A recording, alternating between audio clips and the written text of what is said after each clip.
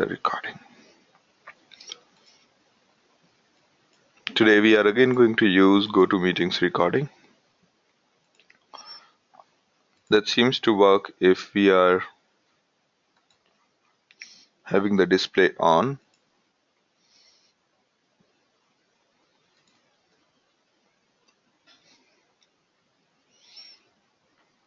Okay, so other than that question, other than this question regarding Flume to HBase, any other questions?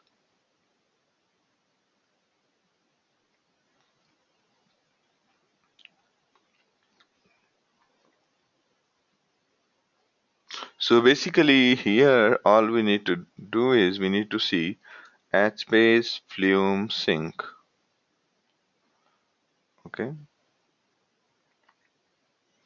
so they do have yeah, there is a sync, HBase sync. Basically, all you need to do is use this sync, and then you can save data from anywhere to into HBase. All right.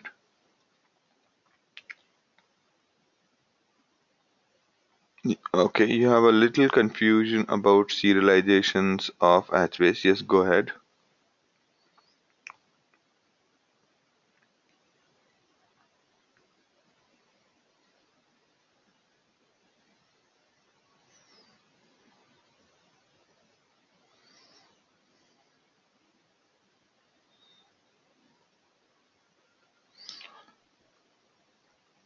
Basraj's question is there something called vertical partitioning? Something like column family in HBase? In Hive, okay.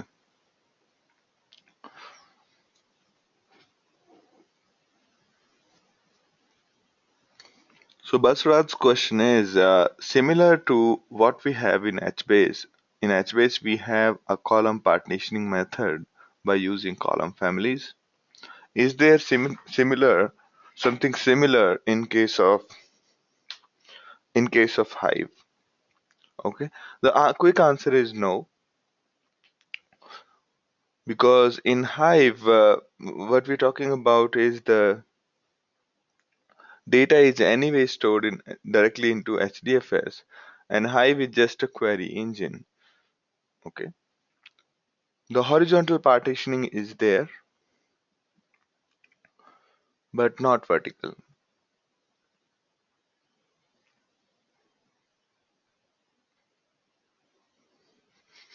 All right.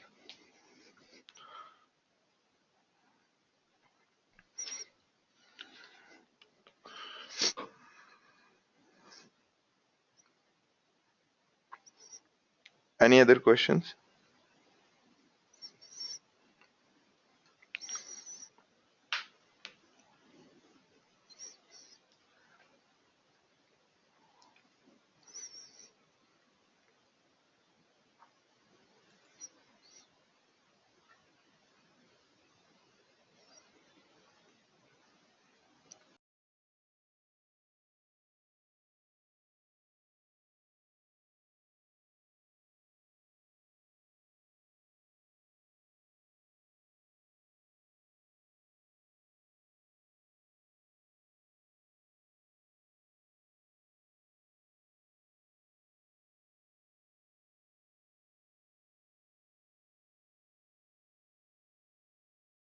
So Srinivas's question is how to configure region servers to Zookeeper as per as per configurations.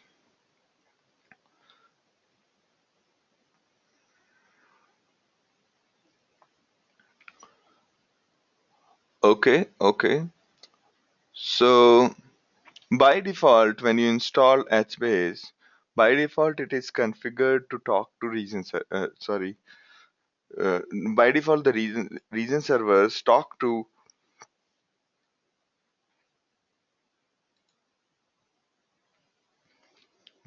By default, the region servers talk to the Zookeeper.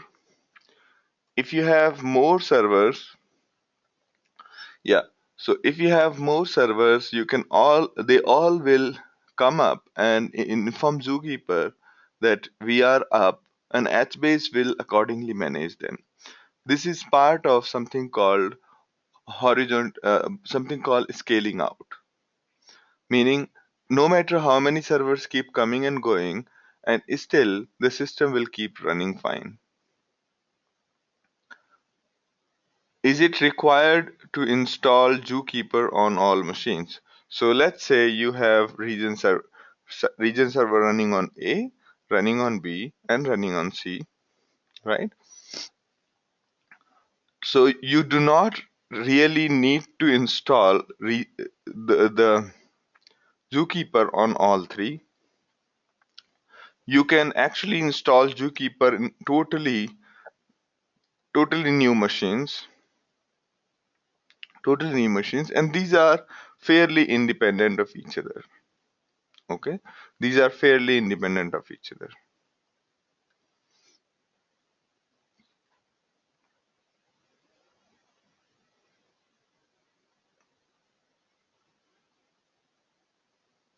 Okay, all these ABC need to know is where is the Zookeeper installed on what machines, and then basically either one of the Zookeeper node, the knowledge of even one of the Zookeeper node is sufficient.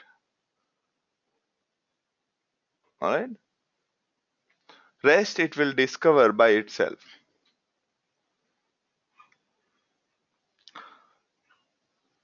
Now, where to define HBase in the region server and HBase master?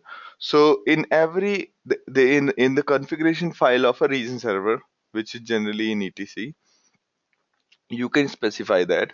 Similarly,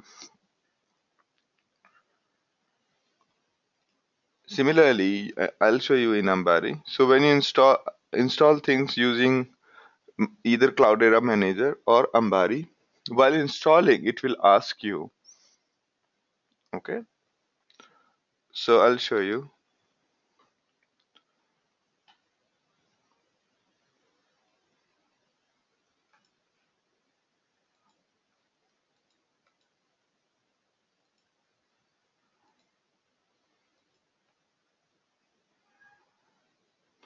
All right, great.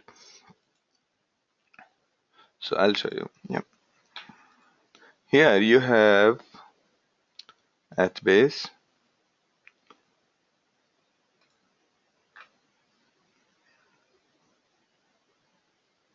Okay. So it says that clearly that HBase master node host is this, and we have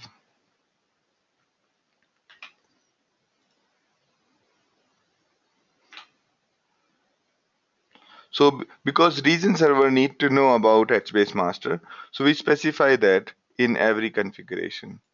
And this is the configuration for region server's memory and the directory in which we are going to store the process IDs. All right. And here you can see that the HBase is going to store the data in HDFS starting from here. Similarly, you can see that the Zookeeper node is here. Okay, you can see that.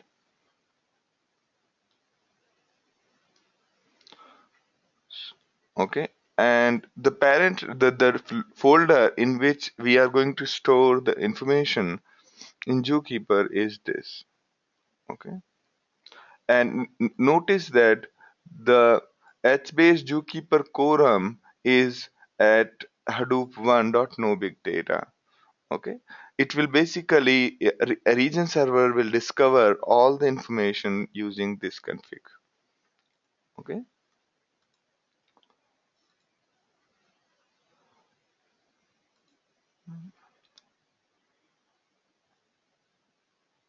okay.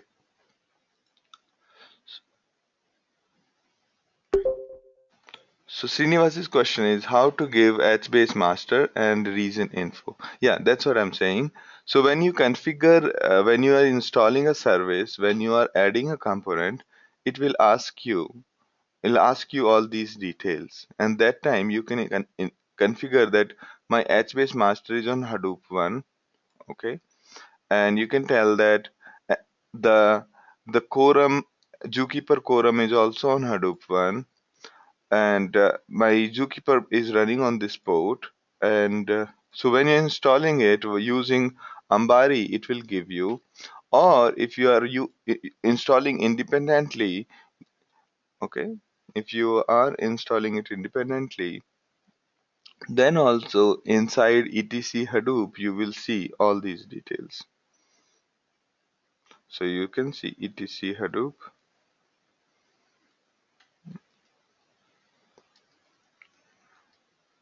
So here you can see the, what do you call,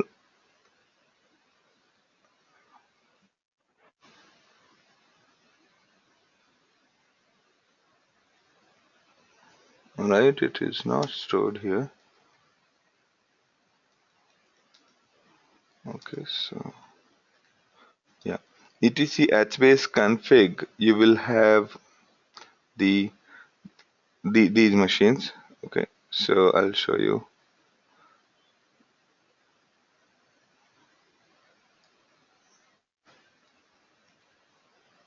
So this one is the environment, the script which boots, and this one is another script which boots, and then there is hbase policy in general.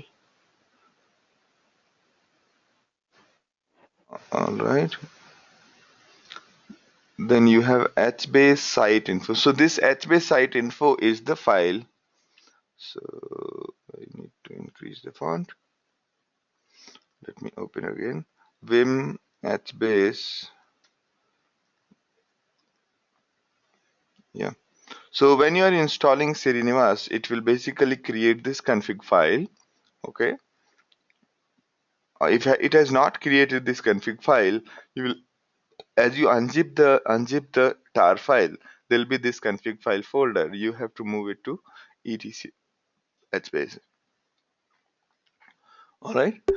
So whenever you are installing using the apt-get repository, okay, you basically use this. Now you can see that in this, it says that hbase master bind address is 000, which means local machine.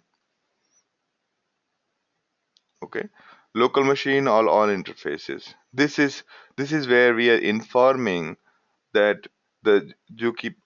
So whatever we saw on the web was from this file only. Okay, you can see that. So the quorum and everything you mention it here, and wherever you are installing the region server or HBase master, you have this machine, you have this information.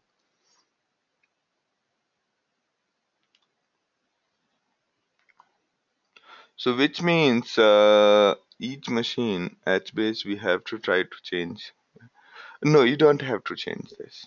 Okay, everywhere this config file will remain exactly same, because why? Because region server need to know about HBase master, but not the other way around. Okay. HBase master will get to know about region servers through Zookeeper. Okay. So region server need to know about HBase master. Sorry. So okay, let me come again. So HBase master does not need to know about region servers from the config files. HBase master will find out about region server through Zookeeper. Okay, through Zookeeper, HBase master will find out, and all the but while booting up, when region servers are booting up, they need to know only the Zookeeper. Okay, they need to know only the Zookeeper, and that's all.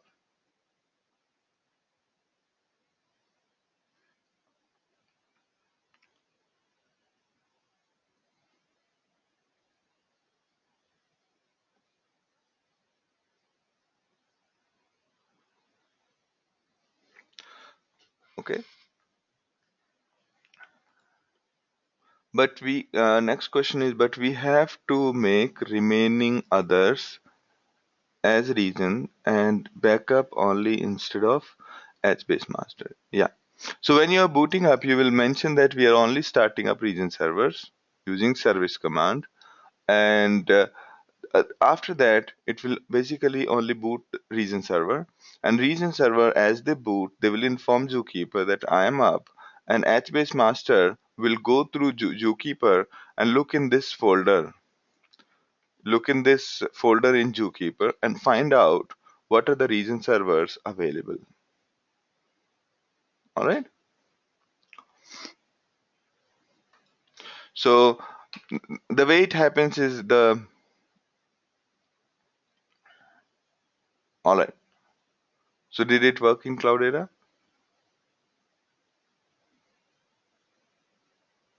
Oh, let me have a look. Let me have a look. We can take this discussion offline. All right, great, great.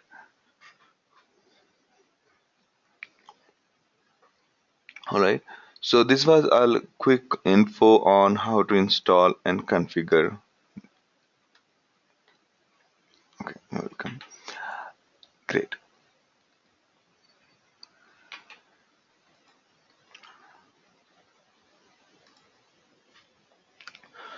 So last week when we were discussing about Uzi,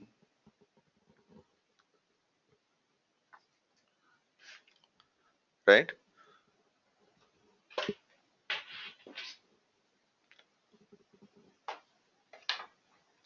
So last week we discussed about Flume, and we also discussed about Scoop. We have already discussed about HDFS and MapReduce. So as you can see that whenever we have a larger project, you will be doing multiple things. You will first bring in the data from somewhere, maybe via Scoop, maybe via HDFS, maybe via Flume. So that first step would be to bring in the data from outside of HDFS into HDFS or any of the databases. So you will be bringing the data from outside into HDFS or HBase. But effectively, everything is HDFS because HBase, Hive, everything data is stored in HDFS. So, so first you will bring in the data from outside. That is the first step, and then and once you have brought the data from outside, what you need to do is you need to churn it. So you might churn, some of your processing might involve Pig, some of your processing might involve Hive, and some of your processing might require the raw map reduce, okay, in Java or using streaming or so there are multiple level of processing. Some of the code you wrote in MapReduce, some is written in Python, which is streaming, some is written in Pig, some is written in Hive, and so on, right? Say you have 10 files and you have different code to clean the 10 files data into something which you can further process. Now, once the processing is done, once the cleaning up is done, you might want to run algorithm on this data, algorithm like Mahat. And once you have done that, you can basically use. So once you have run these algorithm like Mahat, okay, Mahat gives you advanced analytics or Mahat gives you machine learning kind of libraries. For example, finding automatically discovering the groups in the data or automatic or predicting the future based on the past, automatically predicting the future based on past. Okay, so you might have these many things going on in a project. When you have these many things going on in a project, what do you do? How do you execute all of this in a way that you don't have to manually sit and keep on doing it? because things take time in Hadoop. Okay, so imagine this: you started import now. After 1 hour, 1.5 hour, it will finish, and then you will start again, start something again, and then it will keep on going. So it might take a lot of time, and it is very error prone if you try to do it manually. And that's where Oozie comes into play. In Oozie, basically we say that do this and then do this. Once these two things finish, then do this and parallelly start something else. So that's what is Oozie about. Just like Ant and Maven, Oozie is also a workflow engine. So have you used Ant, Maven, Make? So what command have you used so far for running your program? Because in program itself, when you have big project, you will have multiple stages of compilation, right? First you will do compile, and then so first create directories in the output folder, copy the configuration file, substitute variables, and then compile, and after that run the test cases, and after running the test cases, prepare the manual. And once manual is prepared, then you copy all of it into a single jar, zip it into a single jar, and then upload it somewhere. Okay, so that's the general model which everybody follows when they talk about the workflow in Ant, right? That's a typical work of a developer.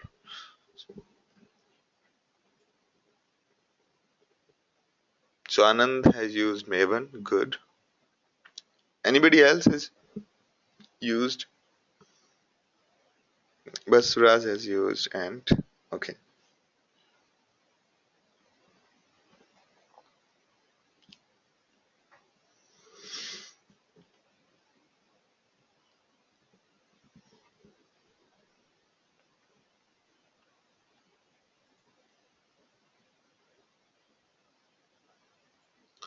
good. Okay. So in Ant and Maven, everywhere there is something called dependency graph, or you call it directed acyclic graph, meaning it has got directions. I'll come to that again. So Oozie is a workflow scheduler system to manage Apache Hadoop jobs.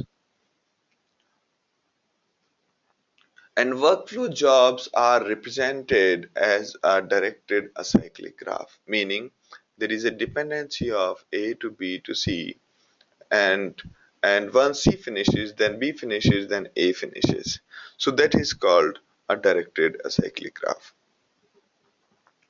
Oozie also has something called coordinator. Coordinator jobs are recurrent, okay? Meaning there will be some jobs you want to keep running in the background. So other than performing like Ant, it also performs like some other tools like scheduler system, which basically like a scheduler system which basically run your compile your code or run the product, run your MapReduce, run your Hive query at a predefined time. Okay, that's a coordinator. And you can trigger your jobs based on data availability or based on time. All right? And Oozie is well integrated with all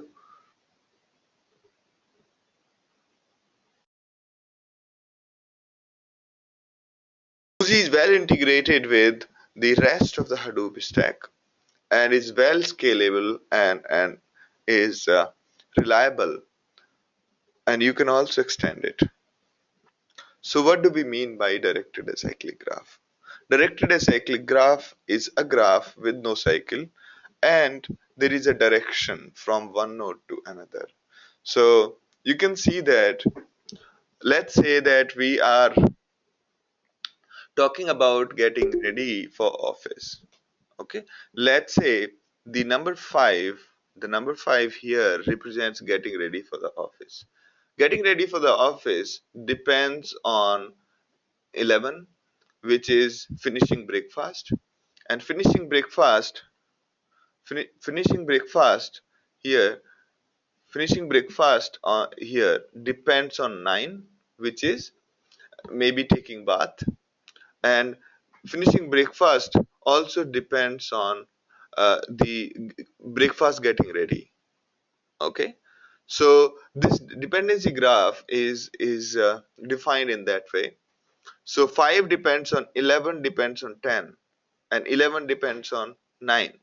Okay, now 3 might be your kid getting ready for the school. That also depends on the breakfast getting ready and other aspects. Okay,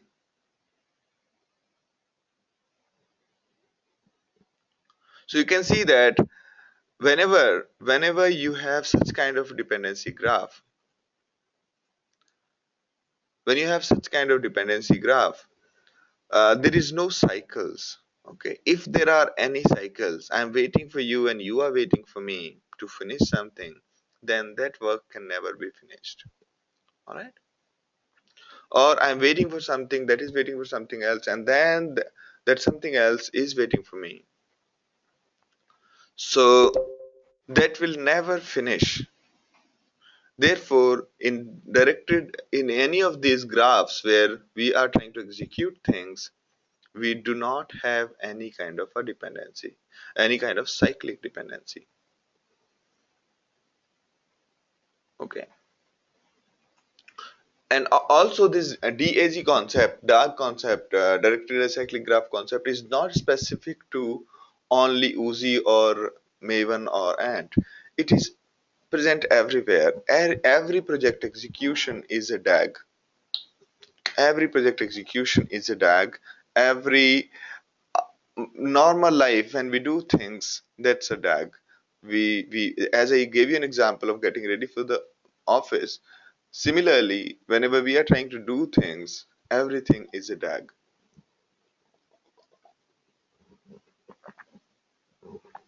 All right, so typical this is how a typical workflow looks like. So in case of Uzi, we represent our workflow in XML. You can see that.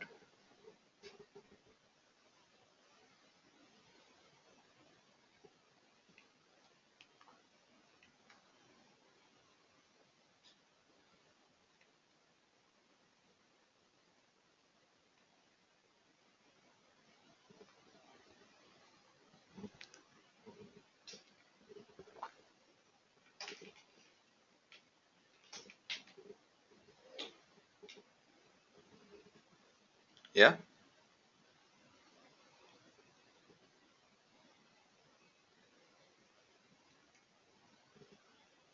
so let me explain what does it mean. Okay, let's have a look at diagram first. Okay, this XML, this ugly looking XML, so much of it is doing what this diagram is doing. There is a starting point, then when it starts, it runs MapReduce. If it MapReduce finishes, it goes to end, and if there is an error, it goes to kill.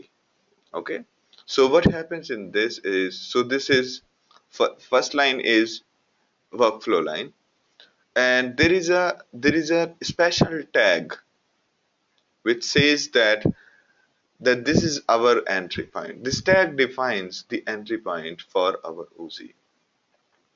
And then this action, that you see this action basically represent our definition of MapReduce. So if you do not understand too much of XML, do not panic. I'll show you the UI way also. Okay. So you can define the action like this. You can define things like action name equals word count, and then inside it we are saying MapReduce. Okay, so here this MapReduce will be executing our MapReduce task. We'll not hard code these values. I'll show you where these values are coming from. These are variables which we are picking from config file. Okay, separate config file, because this job tracker name node and everything is going to be same for all the jobs, so there is no point in mentioning it in one, hard coding it in XML file. Therefore we are referring it as like a variable. So Uzi's XML have variables which are picked up from config file. I'll show you that. And then we have this configuration. Do you see this configuration? This is nothing but, here we are telling that our mapper class is this,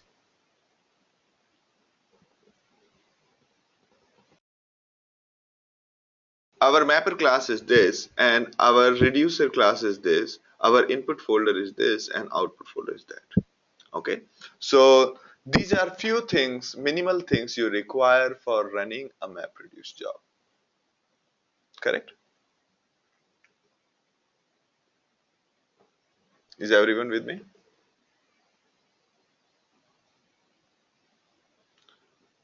Great. And here we are saying that if the action is successful, go to end is this.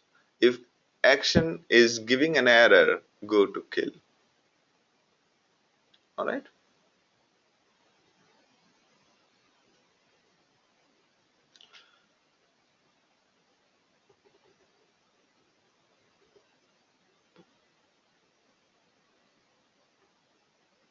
Sounds good to you?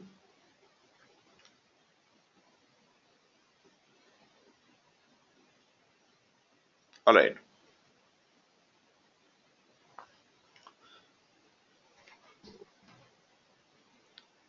So the same one which was there earlier, this one basically was executing only MapReduce.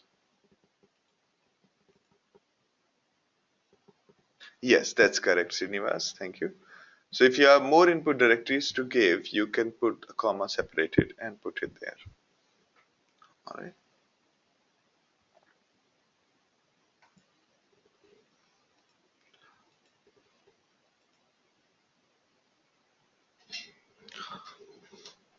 Now, similarly, you might want to start two tasks in the beginning.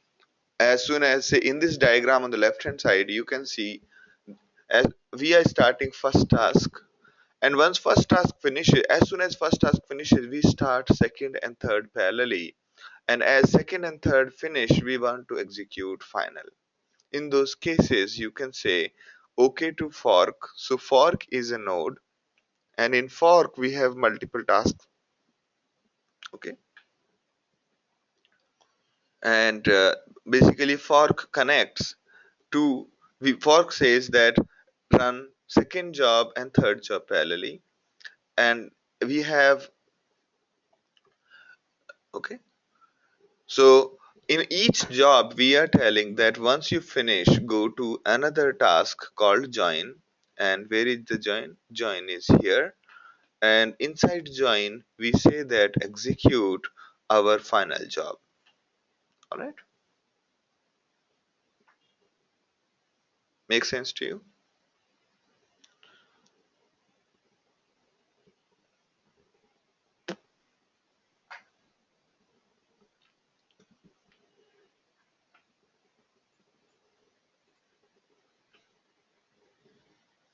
Yes, Anand.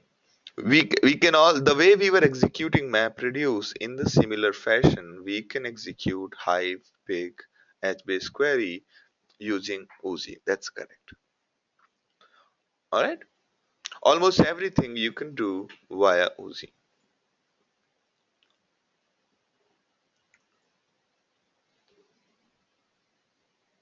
All right. So to run an example, you will have to first log in into any of the machines, say Hadoop 2, then copy the Uzi examples. Uzi examples I'll show, which are ready-made examples. Okay. So I have copied all the examples already to HDFS. So I'll show you.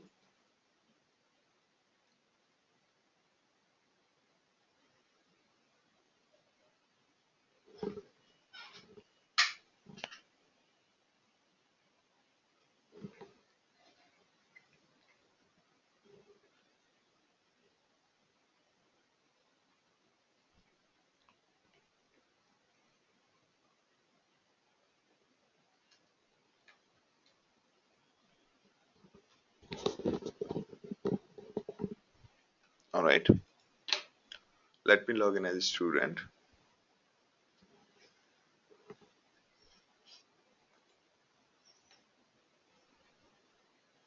So I have already copied into examples.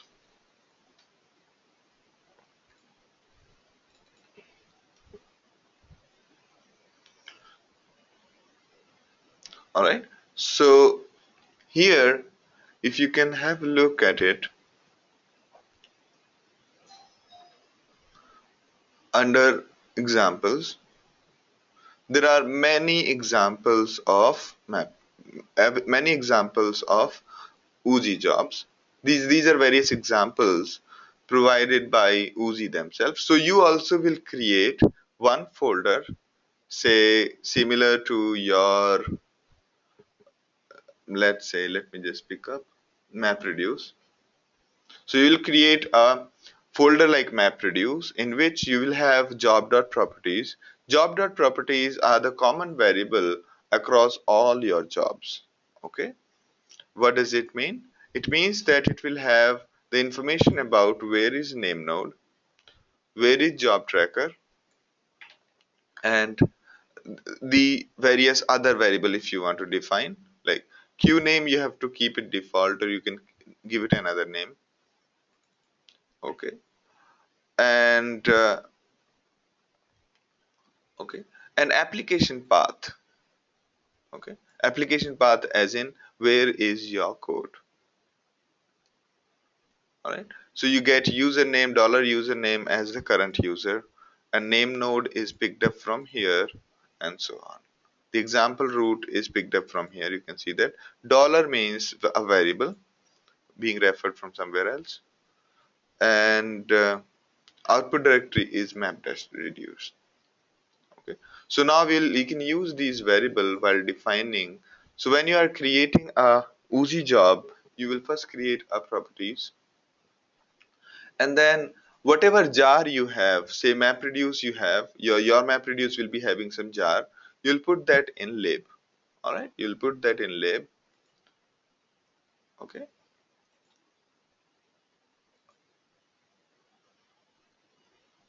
All right. So so in our first example we had created our MapReduce jar, so you will upload it in the lib folder, and then in the workflow.xml you will write your MapReduce, the XML to execute MapReduce. Okay, like this, the one which I demonstrated you earlier, like this. Also in this workflow.xml you can make it quite complicated as long as all the libraries is available in lib. Okay, so to see how to execute, say, the pig and hive, you can also look at here. If you have to execute hive script, you can use a workflow like this. Okay, you can see that here you have job tracker name node, like everything, and you have an action called hive. Okay, and under action you're informing that my script name is this, and this script contains your hive commands.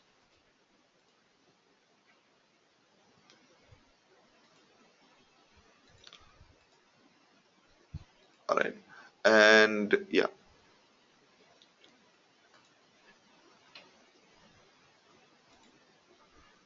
so Srinivas's question is, we have an interdependent like producer and consumer use case. So I did not get this question. So you are trying to say that you have a job which is independent, is not MapReduce. Is that what you meant to say?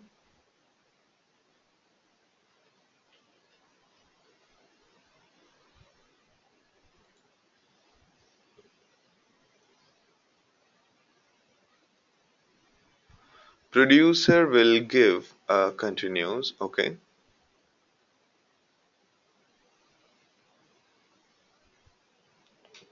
Okay.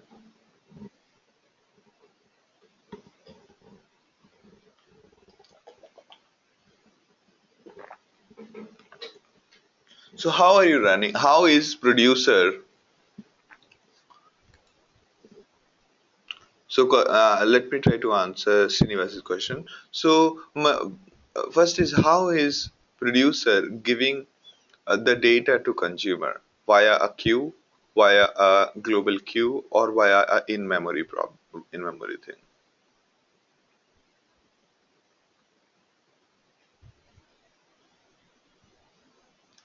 Okay, via a queue. So which means you will have to run producer and consumer both using like a service, right?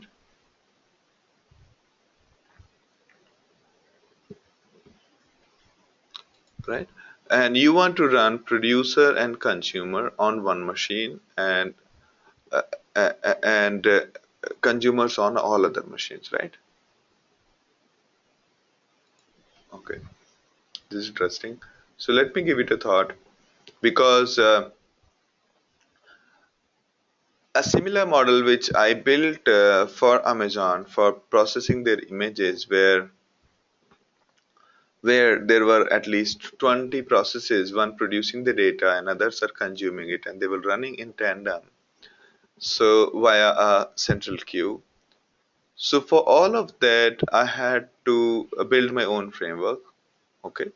So similar kind of use cases are generally catered to by using things like Storm.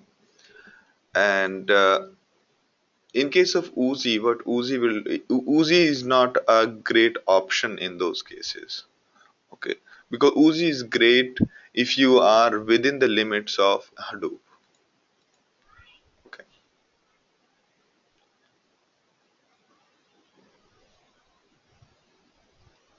All right.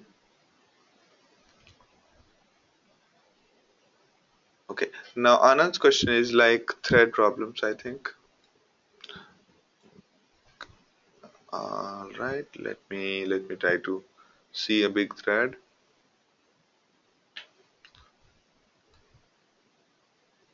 All right.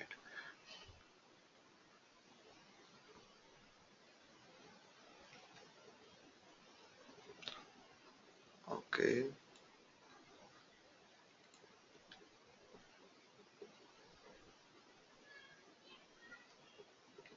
Yes, we can execute Hive, Pig, HBase query using Uzi.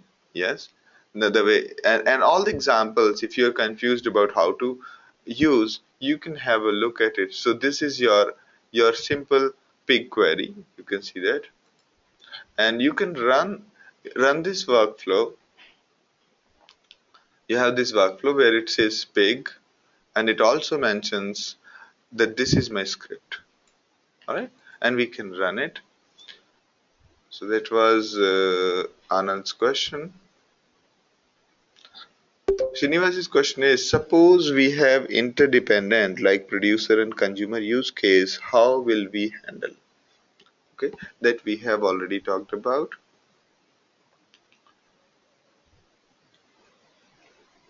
So Anand, your point like thread problems would be to Srinivas, right? Yeah. Okay. Okay. So do we need to download the Uzi on one of the boxes or all the boxes in a typical ecosystem? So basically, Uzi runs as a service. Uzi runs as a service, and we submit the job to Uzi. Okay, you can see that in Uzi right now the Uzi server is stopped. Correct.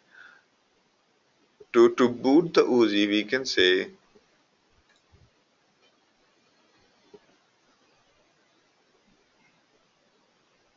so. We submit the jobs to Uzi. Uzi executes it. All right. Now, when we are submitting the job to Uzi, we tell Uzi that here is my name node, here is my data, and this is the location where my workflow exists on HDFS. Rest Uzi will take care of. So that job properties file, this job properties file, it need to be available to you on local machine, while the whole folder needs to be uploaded the onto the HDFS. You can see that we are saying that Oozie workflow application path is apps slash pig. So this is our sort of our launcher properties config, okay, and rest of the application need to be uploaded onto pig. This file is not required here, okay. I've just capped it so that it doesn't get lost. All right. Did I miss any other questions?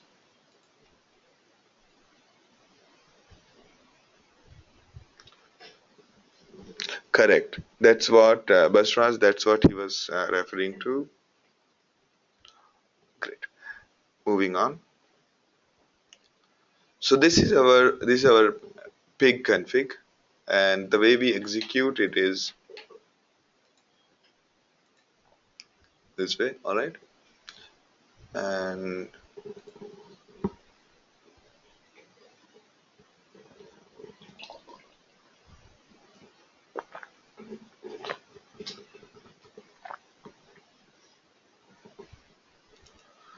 okay. So let's have a look at it. What we are going to do.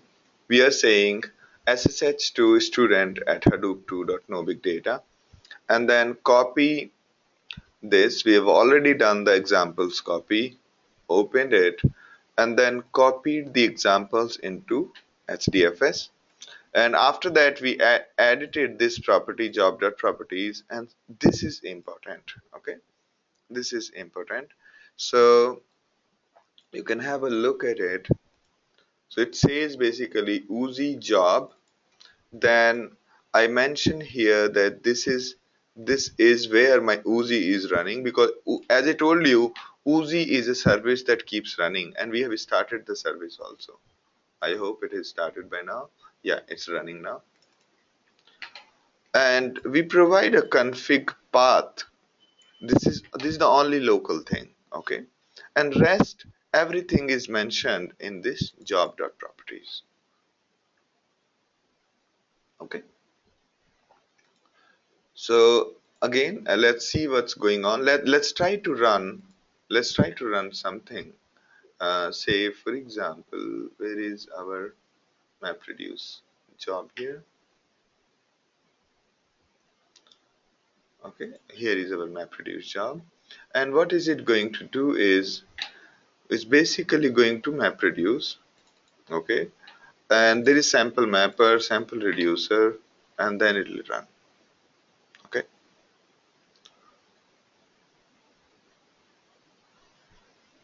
and here is my data line, and so okay. So we can launch this, just that this folder needs to be deleted. Output data, example root output data. So here in example root, there is no output data right now. Good, good. So we can start such job from the command line. Okay, and then we can basically do it from anywhere. Just that I've copied all the local file in onto second machine, student at Hadoop 1 dot no, not Hadoop 1. I'm logging on to Hadoop 2.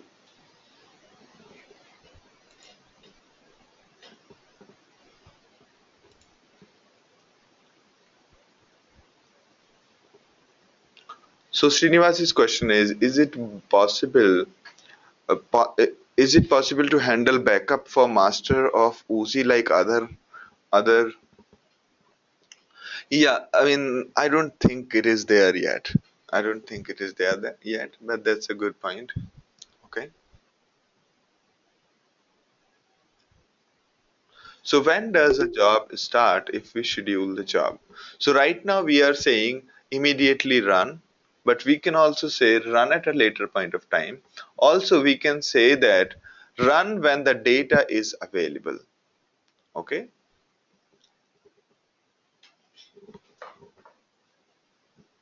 So it says that the example slash app slash map reduce, this job property is not found.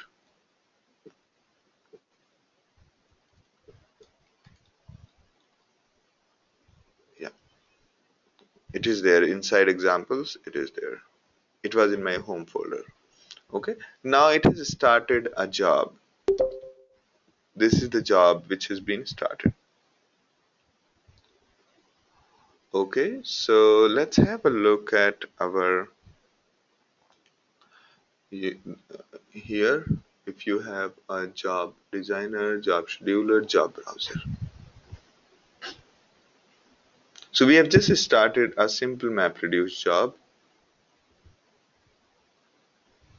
And what is going on? Is everything all right?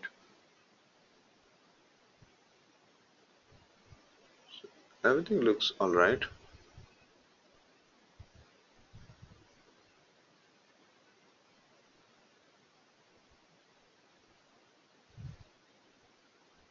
So this one is running right now. So in the similar manner, you can run your own config file, your own Uzi job. All right. What is it saying? This one is running. It says unknown protocol, org, Apache, Hadoop, Yarn, application, this thing, and Java security. Let me have a look at logs. Okay. It says all right. So it's trying. I think it's trying again.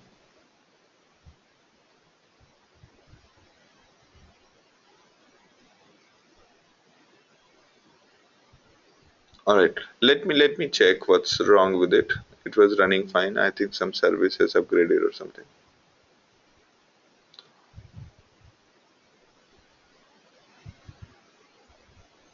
Yeah, looks like something has upgraded.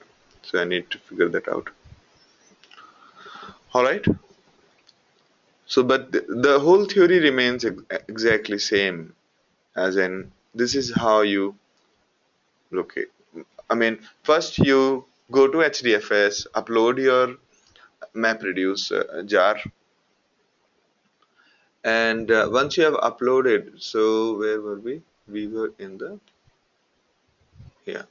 So all we need to do is, so the whole theory is that when we are trying to execute any Uzi job, we create our XML declaring what all we want to do and put it in the HDFS. Similarly, all the data which we want to execute, that also we put it in HDFS. And and also we basically create all the jar scripts, jar is everything you put it in the HDFS. Okay, that means whether whether you are running it from Hadoop 1, Hadoop 2, Hadoop 3 or Hadoop 4, it does not matter. Okay, it does not matter whether you are running your job from Hadoop 1, Hadoop 2, Hadoop 3 or Hadoop 4. Also, this makes sure that your data, your jo- data jobs data is available in HDFS. Okay. Yeah. Yes, Srinivas, we can run from Hue as well. I'll show you that. Okay.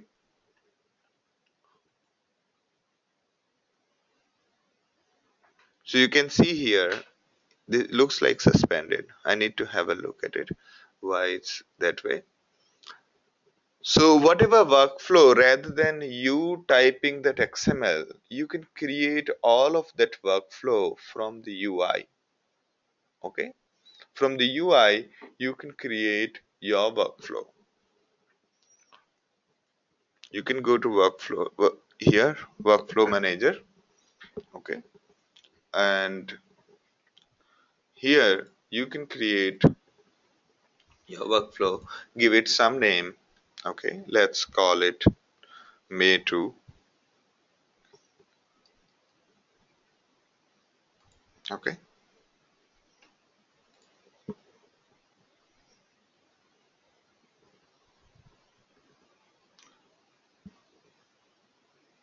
Okay.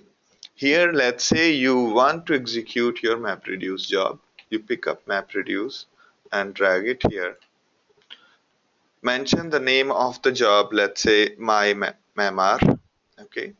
And then you mention the folder name from the HDFS. Okay. If you don't have your library available on the if you do not have this uploaded here, you can upload one more file. Okay.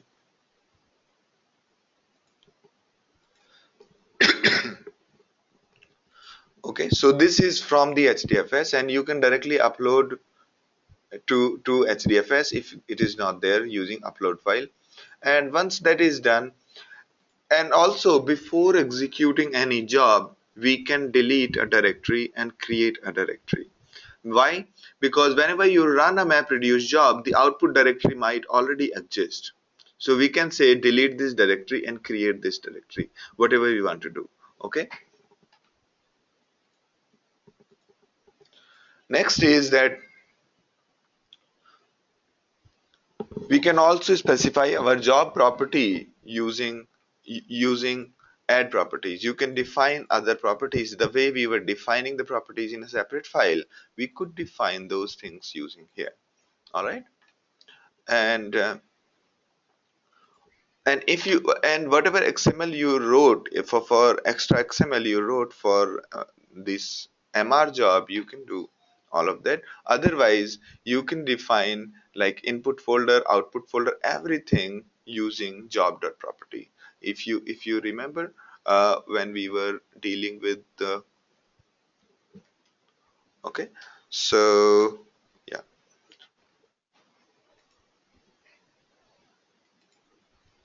All right. So when we can add our the parameter for mapper and their value and all of those properties we can add. What is our mapper? What is our reducer? All of those properties we can add directly in here. Okay. We can basically say our my mapper class is some mapper class. All right. And my reducer class is a reducer class. Okay. And then I can save it and then you can once you're done you can save it and then execute it. Okay, so this is our workflow in which I'm trying to execute some random MapReduce. Okay, I've just not specified correct parameters, and let's say that once my MR finishes I want to start one pig job. Okay, this is my pig job. Okay, and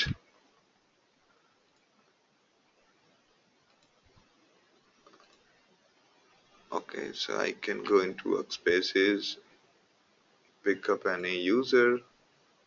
So this is, let's say, some random pig script. Okay, you can see that. Now parallel to this, I want to execute hive. So I'll take hive and drag and drop to pig.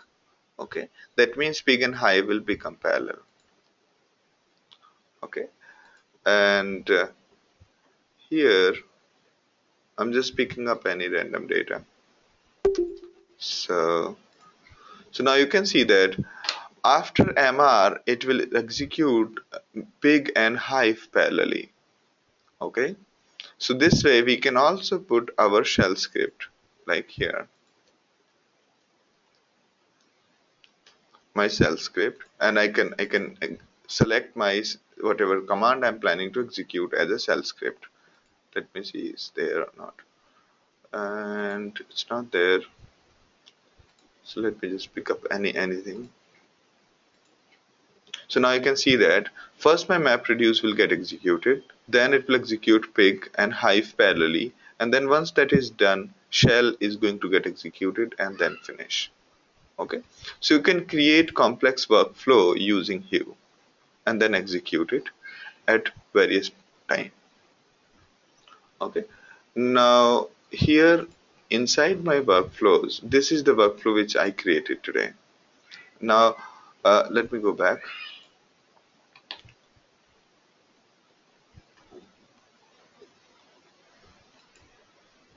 So either I can execute it right now by saying submit, or I can say schedule. Okay, and when I say schedule, then I can define a first the coordinator information, like May to coordinator, meaning every execution need to have a job, and then I can define a frequency. Okay, then I can define a frequency, and then I can also define the inputs. Okay, as in, do I require any inputs? If I don't require any inputs, we can just skip it and save this coordinator and run. All right. Okay, so in the frequency you can see that how many times you want to execute. Like, do you want to execute it 10 times? Frequency is okay. So I want to say every 2 hour I want to execute it. Okay, and it should end at this point of time. Okay, after which it will not execute. So I can say execute it on day, per month, and so on. Right.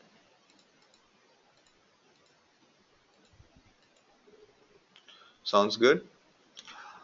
All right. So that's what we had to talk about today.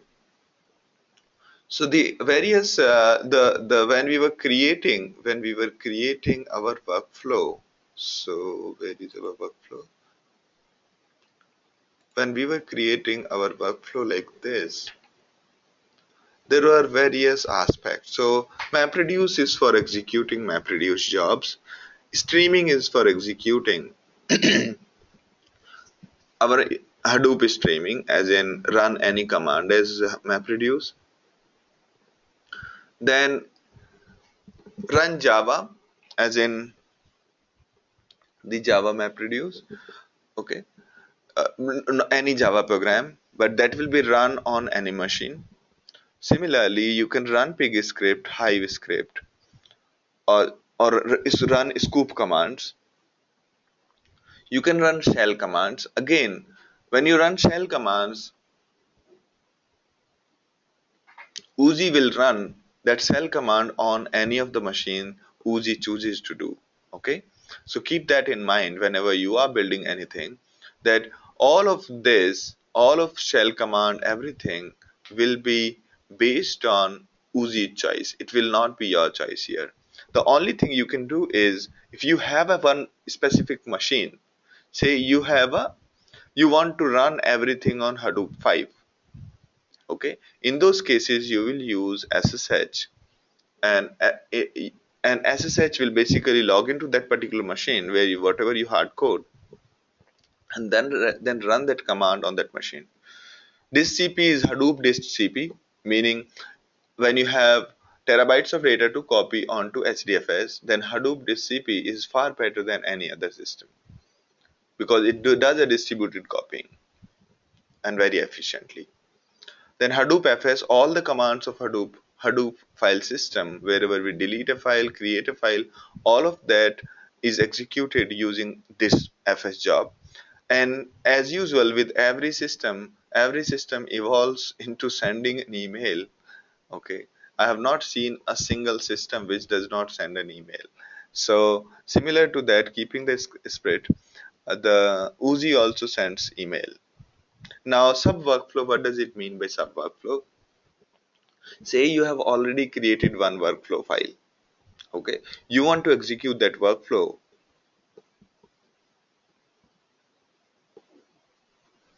then you can use sub workflow or generic one, meaning you have your Java program which is extending the which is basically a custom workflow. Okay, you are extending Uzi job, and you have your own way of executing. You can use generic. So Srinivas, maybe for the question you were raising, maybe for that you can use a generic job. Okay, all right, all right. Okay, so this is that kind of job scheduling. Sounds good to you?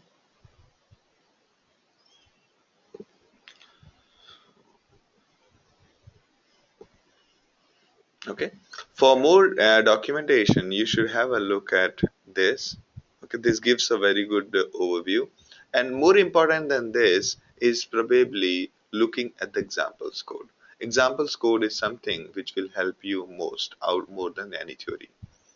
Okay. All right. So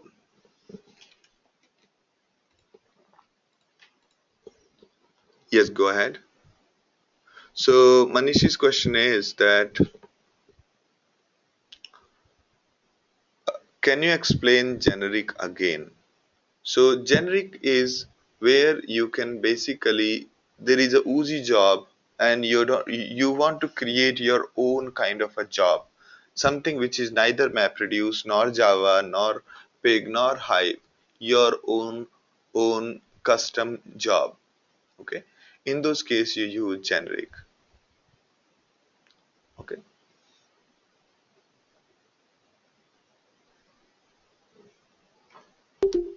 I'll show you that.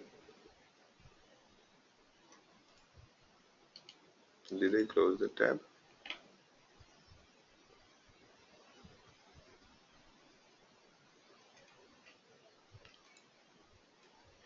So let me just show you by dragging and dropping.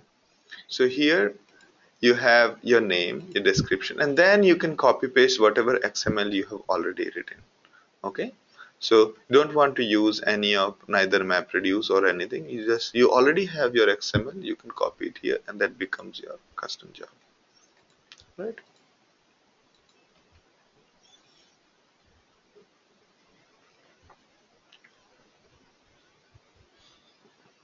So that's a Uzi that will make sure that it runs in distributed mode. Okay, Basuraj?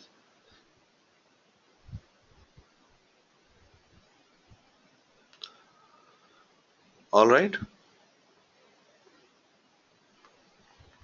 because Uzi is going to read this XML file and then execute things.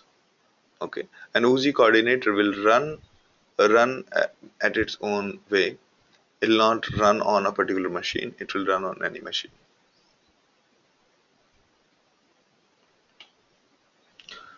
Okay, so Anand's question is Ambari and Hue both.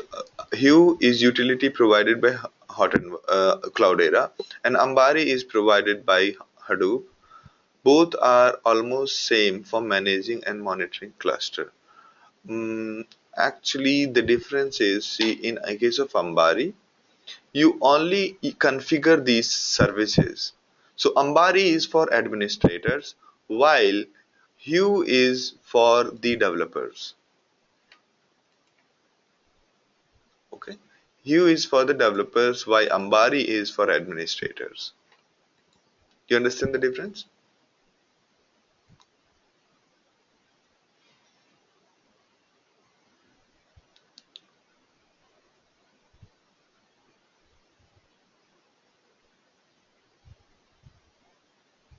All right.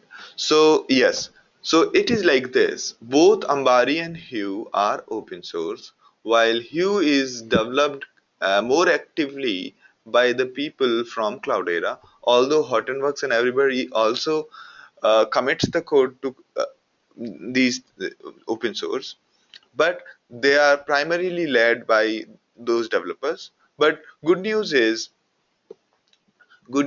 these Hugh and Ambari, they work independently of individual systems. Okay, they work independently. So, for example, right now I have Hortonworks and I am running Hue. There is no problem at all. All right, but Ambari might cause issue when you try to run it on Cloudera. I'm not sure if that would work. Okay.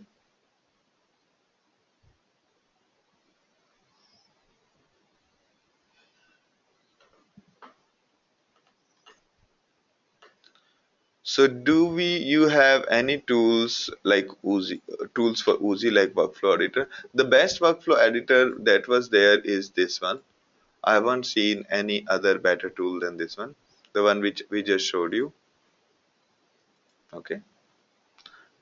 The web-based one, not the thick client one.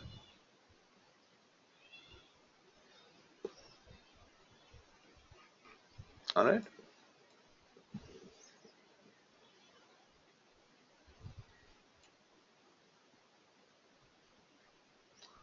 Okay. So did I miss anybody's question?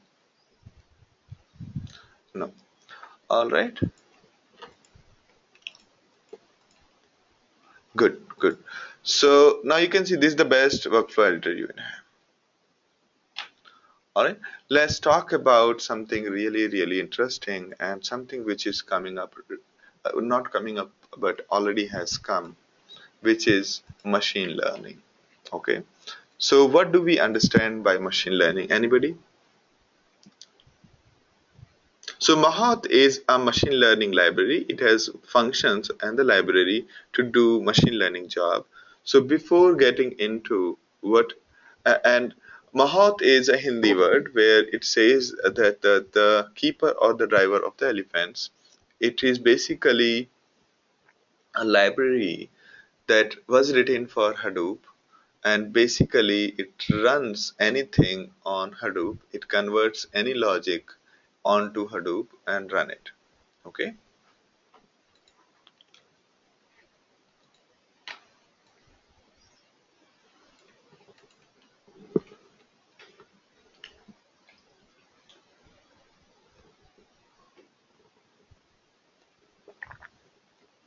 Now, what do you mean by machine learning? What is machine learning?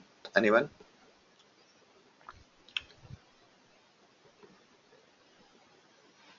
What is machine learning?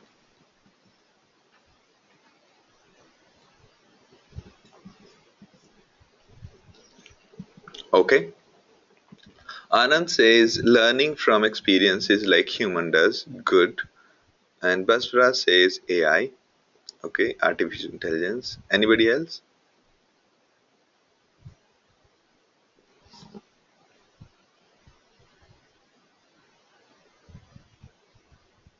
Lakshmikant?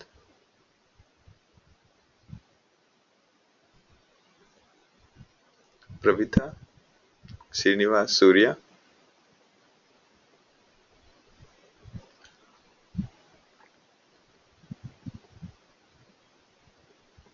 Good. Good. Yes. Identifying the patterns. Yes. That's correct, Machine Manish. Okay. Training computers to learn by themselves. Okay. Best and simple example, handwriting detection example. Good. So, Surya or anybody, can you give a best example of machine learning which you have observed?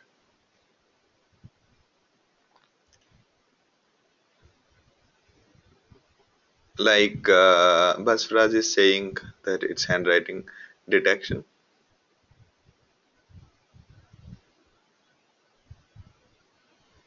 voice recognition, okay, natural language processing, swipe, okay, predictive analytics, C program, okay, okay. So how is C program a machine learning example?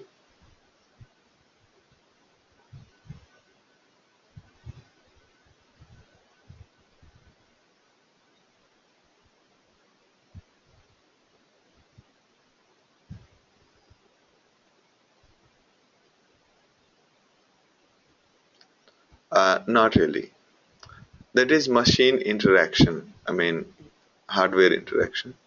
Machine learning is the way humans solve the problem, or the way humans figure out a problem, and then based on past learning, the way humans figure out the things. Similarly, if computers also start figuring out by themselves, that is machine learning. Okay? Yes. Anomalous behavior detection. Yeah. There are many examples. Good. So the way, if you remember in childhood, we used to play the games, even though nobody told us the rules, we learned all the games by ourselves, by hit and try. So I'm going to give you a demo right away where a researcher, a researcher tries to do,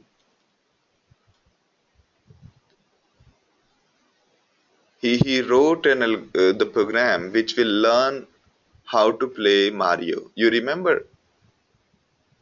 Okay. Yes, automatically handle their problems themselves. Yes, correct. Now, now in childhood, how many of you have played Mario? Mario. Okay. So the way we learned in childhood, we learned in childhood the Mario. Nobody taught us. In the same way, what this developer did was he took Mario emulator. Mario emulator is something which can run Mario cassettes inside in the computer, and it runs on your computer like a virtual machine. And what it did was he modified that virtual machine so that the virtual machine automatically plays the game by itself. And what it does is it, he told that in this game, this is the memory location where the the game score is kept. Information about game score is kept in one of the memories, and all it did was it told the program that here is what will be your end outcome.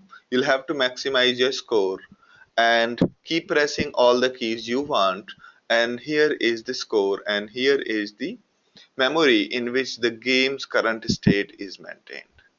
All right. So what he did was he wrote this program which basically automatically figures out automatically figures out. So you can see that he is playing right now. It's the developer who is playing, it's not the machine who is playing. After this, the first program is, so he wrote the first program. Now look at this. So it's in the beginning, his, so this is machine playing. It's not human playing. It's the computer playing, and it's playing very stupidly. Okay, it's playing very stupidly. So you can see that. So it's not doing anything. It's just jumping around. Can you see Mario jumping around? So it's not doing anything. Now it has slowly started learning, jumping ahead. The program is learning by itself by observing that this is how the score increases. And again, it got stuck at this point. Now again in the now it's playing a little better. In couple of weeks, after hit and trial, it has started learning that this is how the score increases. Okay, but it gets stuck here and is trying more. You can see that. But suddenly it has also figured out that if it jumps higher, then maybe it can get out. So this is the result of few weekends, a few weeks where the program has learned it by itself how to play the, no. So let me answer Srivas's question. But these instructions is given by human program to detect what was, no, nothing was given by human. Human told that this is the memory of the game, memory in which game is stored, and please monitor this location where the score. Program has to maximize the score. That's all, no matter how. All right.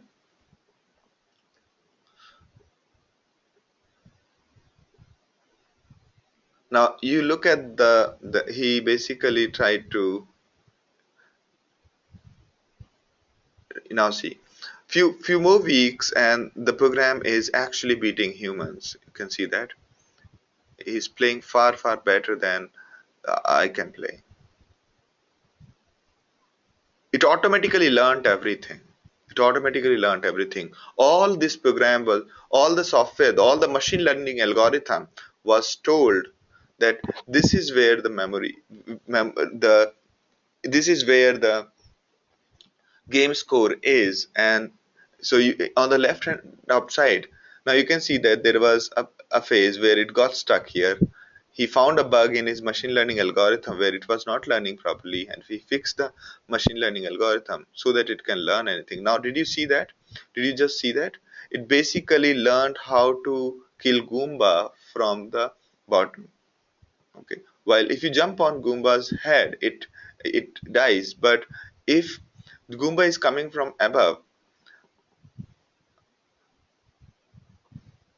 if the demon is coming from above, then it kills. But it figured out to cheat the program. Okay, he basically hacked into program. The machine learning algorithm, which is learning by itself, has also figured out many bugs, and now it has automatically died, thinking that this is not a bad strategy. In the next, he has got two more chance, so he can do it better in another one. Okay, now you see this. So the Goomba, generally when Goomba jumps on your head, you die. But he has figured out the Goomba, when the Goomba start coming from the top, it start moving towards the down, and that's a bug in Mario. So it found out automatically the bugs in Mario game and started playing. Okay. Now he trained the same program without having to do anything. The same program he hooked into another game and made it learn. So in the beginning it performed pretty bad, but slowly it started learning and started performing better than any other. The other games also. So does it sound interesting to you?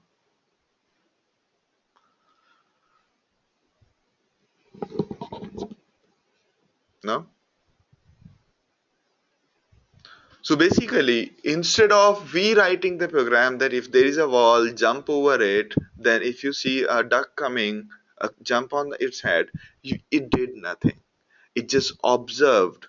It just observed the game, pressed random keys, observed the behavior, and automatically learned how to play game such that the score increases automatically. So this is machine learning by itself. In the Mario world, how to live, this program automatically learned,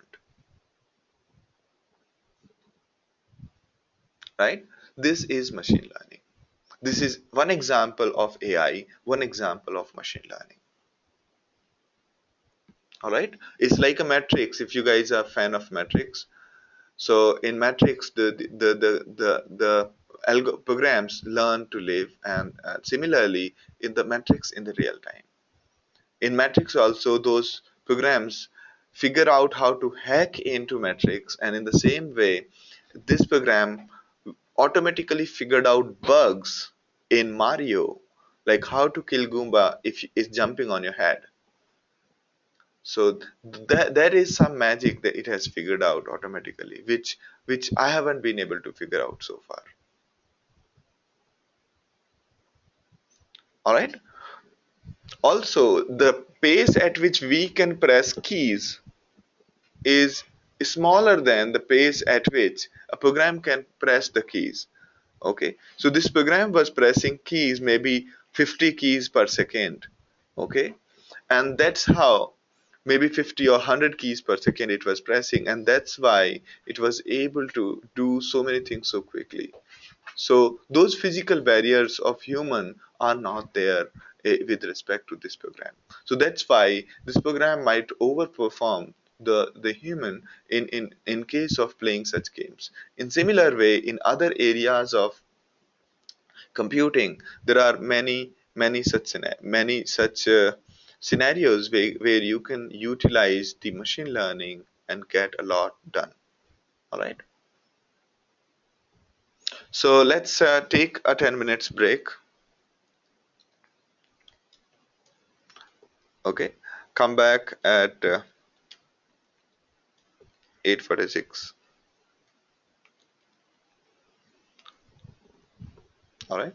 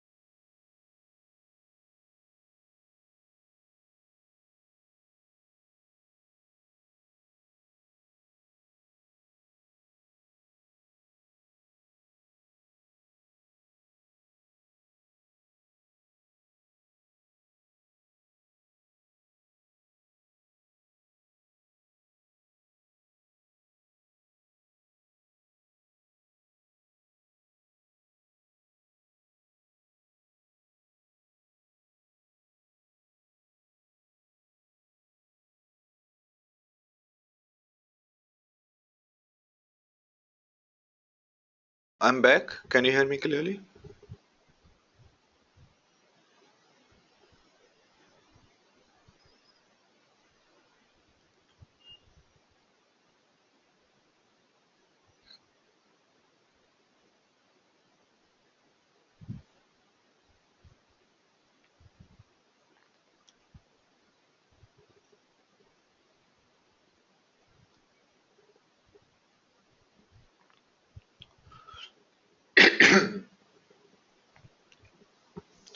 All right. So, okay.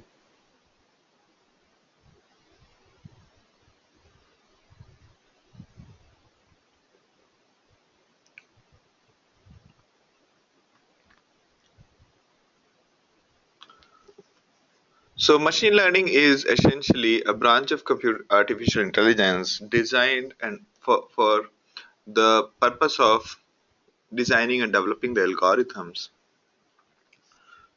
Computers evolve their behavior based on empirical data. Empirical means any data which is given, it it tries to figure out it tries to figure out the meaning of it. The way an empirical data was given to the program in the form of game score and the memory state. So it's like random integers if you look at from the human perspective. Okay, but for program it was able to figure out there is a pattern in it. Okay, so that's what it is. And yeah,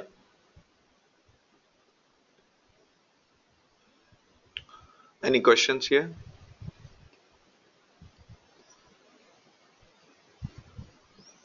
Okay, so there is essentially, does it motivates you to learn machine learning, whatever we have a demo?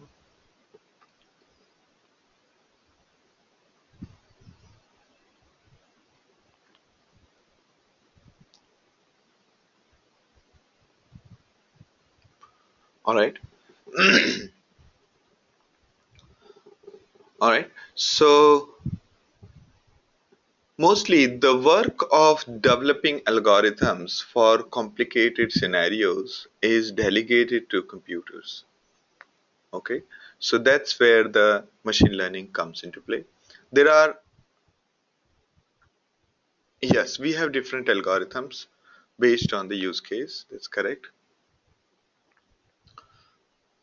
And so we have machine learning, different kind of machine learning. First is supervised learning, meaning meaning using a labeled training data, we create a classifier that can predict output for unseen inputs. Meaning supervised learning is when we have clarity on this is my input and this was my input, this was my output, this was my input, this was my output, and so on. We have this kind of a data, and based on this data we want to predict the futures, meaning given this input what will be the output.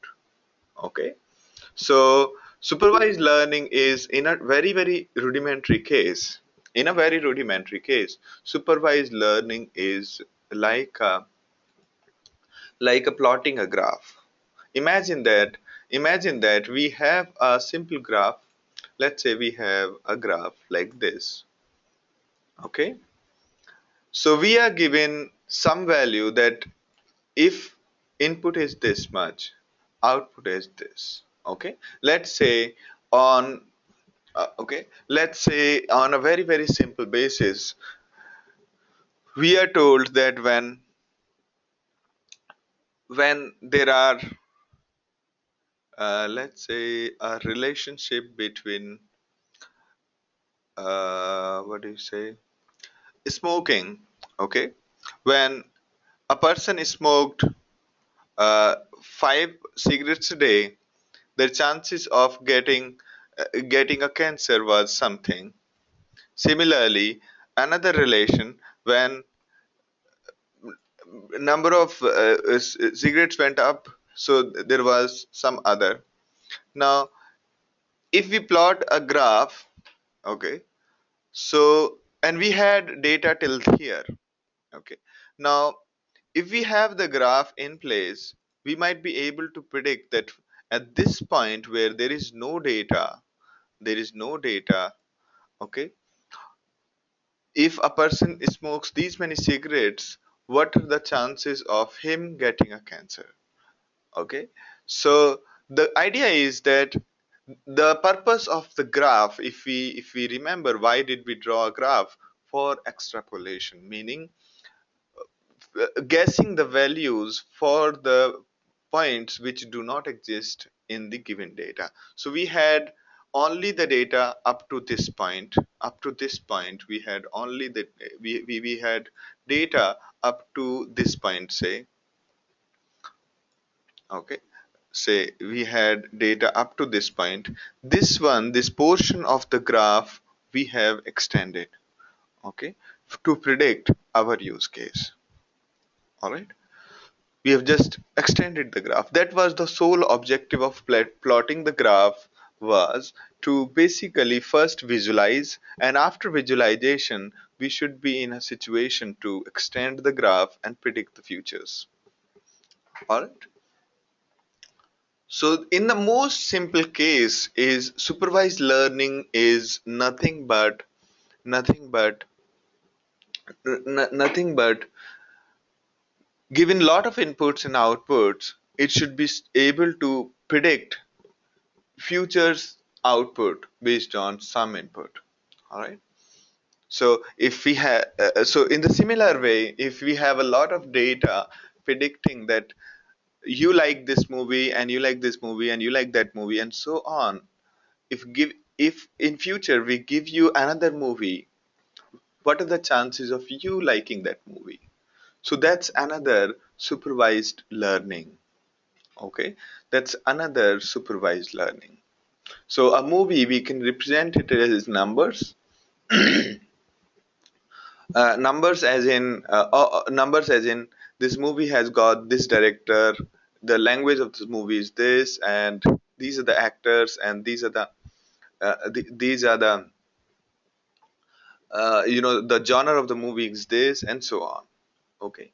So based on those, we can figure out that what is the relationship between these various characteristics of the movie and you liking it, if we have sufficient data. All right. One way is that we sit down and we manually try to figure this out. Okay, for each and every user, for each and every movie, we sit down and we try to figure out, and intuitively we try to guess.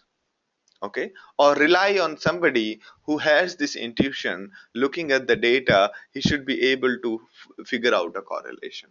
Or we could basically build these kind of a machine learning algorithm which will be able to predict your movie likings. Okay, so that's a supervised learning. And unsupervised learning is using unlabeled training data to create functions that can predict the output. All right, let me tell you what does it mean. So have you seen Google News?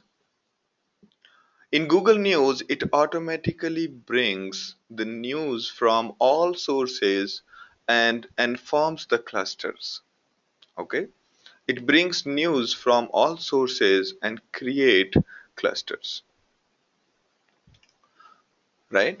So that is unsupervised learning, where we are not telling what we require. We are telling that these are the news sources. Can you group them together? Okay. Similarly, given a lot of data, say I tell you that here is the information about all the species in the world, please prepare the species chart.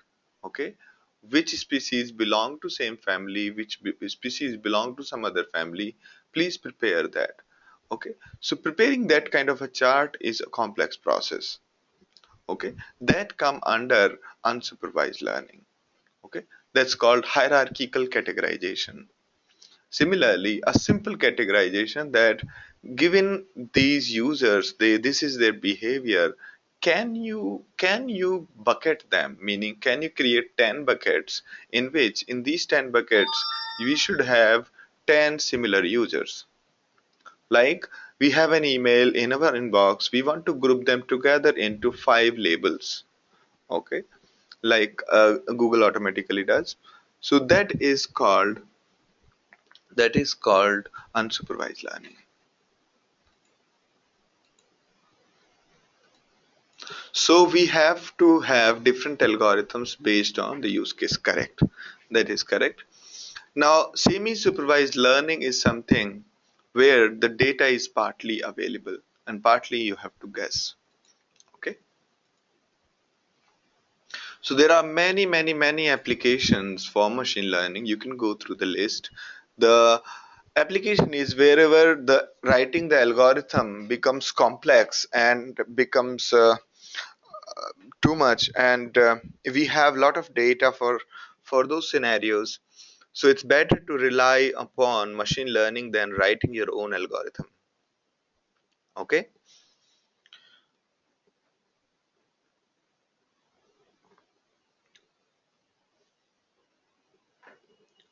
So when your machine learning applications, when all right.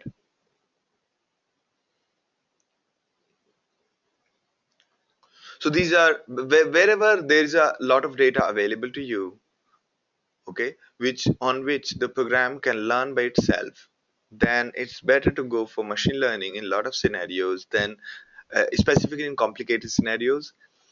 And I mean, please note that whenever we are that is probably the most important part you need to understand. So machine learning is great only when you have more than thousands of records. If you have 10,000 or maybe more records, only then it makes sense to do the prediction based on machine learning, because it depends a lot on data. If you have very small data and you try to predict, the results will be really awkward. Okay, imagine this: you are trying to plot a graph. Okay, if you remember Newton Raphson method, where we had this equation in which the more variables we have, the better the graph will get, right? The more variables we have, the better the graph will get. So effectively, sorry, more data we have, the better would be the graph prediction, and therefore it makes sense to go for more data. If you have sufficient data available, only then you will be able to do the predictions. Okay. All right, if you have few hundred points available and you think that you will be able to predict a lot of things, no. Okay. All right. The various tools, you should make a note of these tools, although the slides are there, but you don't require notes. But as a mental note, you can see that when you have few lines of data, say 20 lines of data, maybe you can just put them on a whiteboard and draw that. Okay, you don't require any analysis and visualization tool. If your data is in KBs or low MBs, maybe thousands of records or 10,000 of records, then or then you can use MATLAB, Octave, and R. Okay, but when your data grows beyond MBs to lower GBs, the analysis of the data and visualization tools, both tools separate out. Okay, so for analysis you use NumPy, SciPy, Weka, or BLAS for analysis of gigabytes of data. Okay, if you have gigabytes of data, you use NumPy, SciPy kind of tools. And for visualization, you would use M charts and other kind of charts, not our usual charting. Okay. Now, the moment the data grows beyond the gigabytes, okay, if you have tens of gigabytes or lower terabytes, means 1 terabyte or 2 terabyte or maybe petabytes, then your visualization is not possible of such data. So whenever you try to visualize the data, you generally sample it and then visualize. You do not visualize too much of data because there's a limitation on the graphics. It takes a long time to plot a graph when you have a lot of data. Also, it wouldn't make much sense to plot data which is not required. A random sampling is a far better choice. And if you do random sampling, then you can use any of the previous mentioned graph. And for analysis of the data, you can use Mahout, Giraffe, and MLlib. Now you understand, when you think about, when you listen about machine learning, a lot of people will talk about different things. Some will say we'll use R for machine learning. Some will say we'll use NumPy, SciPy, or some will say other tools. But this data, the size of the data is what dictates which tool are you going to use. All right, the size of the data will dictate which tool are you going to use. All right, we have, if the data goes into petabyte, we have Mahat, Giraffe, and MLlib. So today we are going to talk about Mahat. MLlib and Giraffe will not be discussed here. We'll discuss in our machine learning courses for in future. Okay, so the overall, this is what we are trying to achieve in today's session.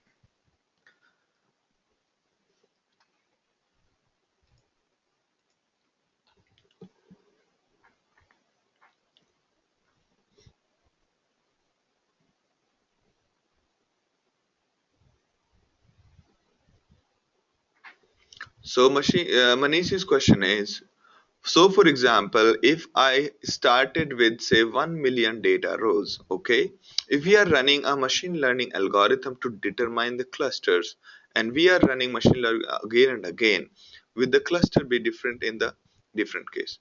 So no.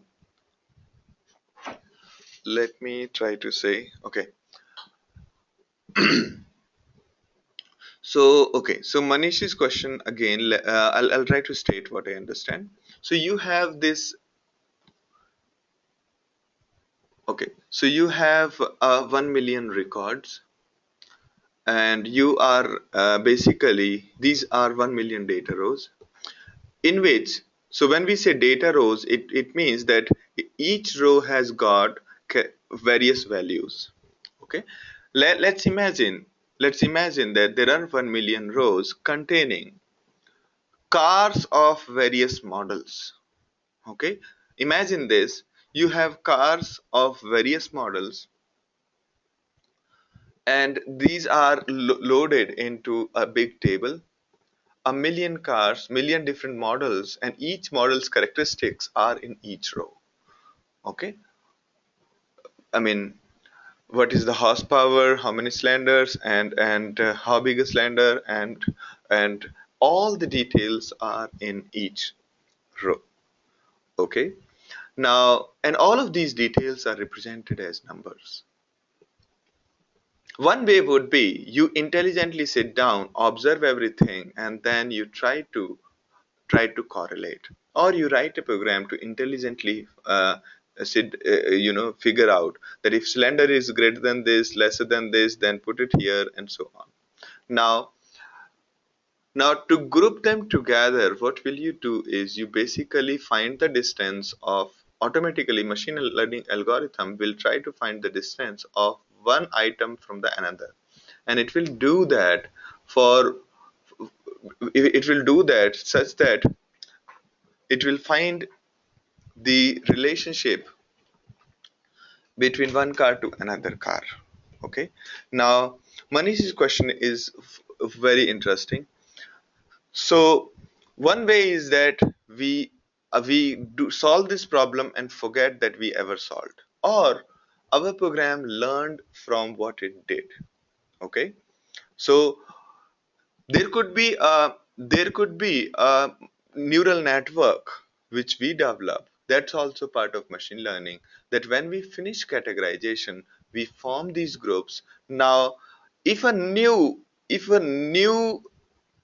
uh, new car is being added, you just tell this program that just put it into the correct group, and it will immediately put it, which means this program has learned about the grouping. It has learned about the features of the cars, so that it, when you give it a car, it is immediately able to put in the correct group.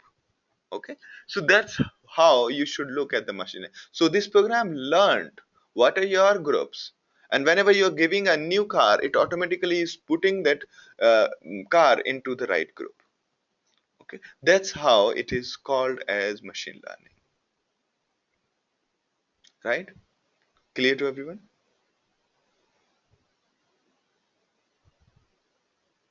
Interesting question. And probably all of you might be having a similar kind of question or the same question. It's just that Manish is able to articulate it.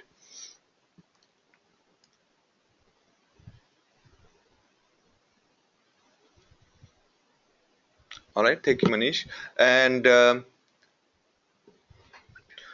so basically, what do we mean is that our machine learning algorithm learned about grouping while it was grouping, so that it's improving as it goes with more and more data.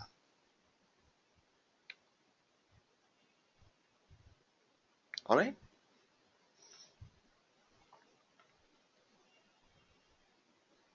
So on a very lowest level, if you see, the machine learning is it starts with a very simple mathematics, and the very simple mathematics is given given x predict y. We have already told the program that for this value of x, the value of various values of y, and so on. For various values of x, various values of y, we have already taught to the program. And whenever we are asking that what is the value of x, the program is telling us back that this is the value for this value of x, what is the value of y. So it's quickly able to tell. That is also under machine learning. Okay, this is the most simplistic and most uh, easier example to give.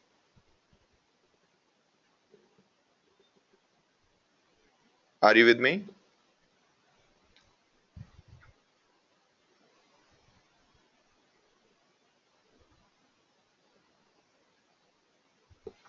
So let me ask you this question based on what we have learned. What if we have 2 GB of data and we are having 2 GB RAM, 1 GB RAM? Which tool will you use?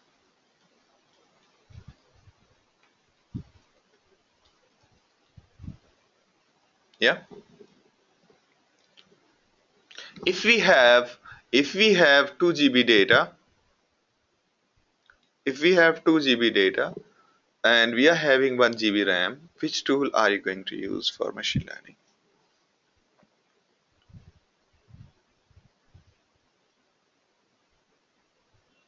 Correct. For analysis, we are going to use NumPy or SciPy. If the data is smaller than 1 GB, then using R, or if you want to use it R for this, you can use 2 GB RAM. You can upgrade your machine and get it running on R itself. Yeah, great, great, great, great. All right. Anybody else? Any questions for me before we move forward?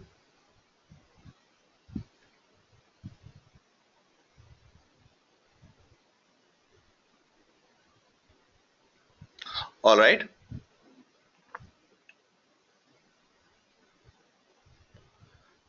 All right. So we have Mahat recommendation example. So we basically will take the data in this form, 3 columns, and we'll generate the recommendations. Okay. And how does the recommendation? It basically figures out the distances between one person to another, and then is able to figure out which users can be given recommendation from other person. Okay, so here you can see that Sandeep likes Matrix and Casablanca, while Kumar likes Matrix and Shawshank Redemption, and this is the rating they have given. Now, Kumar and Sandeep look very closer to each other and similar to each other, and therefore we can give Kumar the Casablanca as recommendation and Sandeep the Shawshank Redemption as recommendation. And there are various. This is like most simple way of giving recommendation. There are many complex ways of giving recommendations, and the recommendation looks like this. Okay, so let's go ahead and try to create the recommendations. Okay.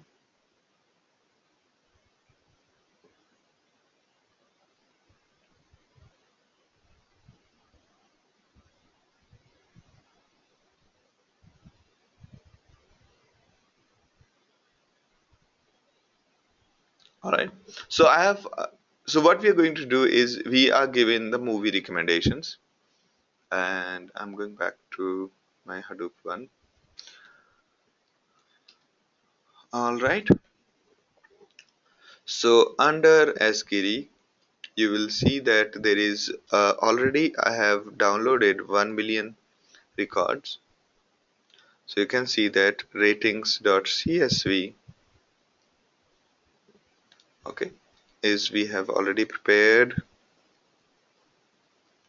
All right. Now, when you download this data, you will find four files in it. Movies give the details about all the movies. You can see movies.dat.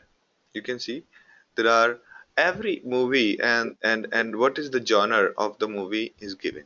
Year, name, and genre along with their ID. Okay. In case of users.dat, we are given that each user ID is one. I mean, there is user ID column, and there is a gender of the user. Then the age of the user. I think this is something else. Yeah, I think it's age, and there are few more parameters. You can find those parameters from the readme.dat. Now, the our interest right now is in this file. Okay, just based on this file, which is who liked which movie how much, just based on this, we will try to we will try to predict we will try to predict that which user might like which movies.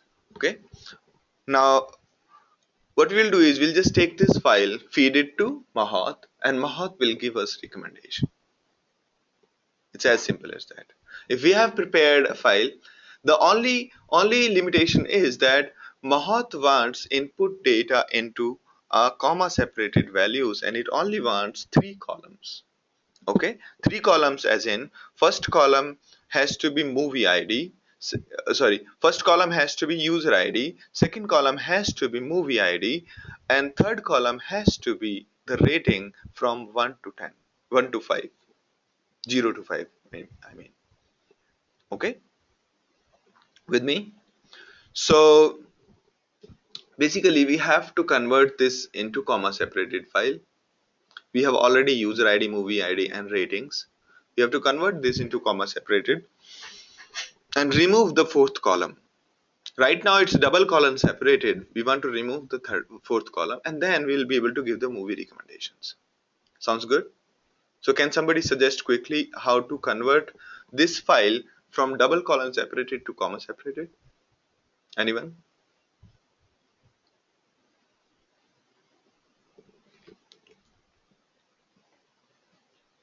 So convert convert a file which is separated to comma separated. All right, anyone?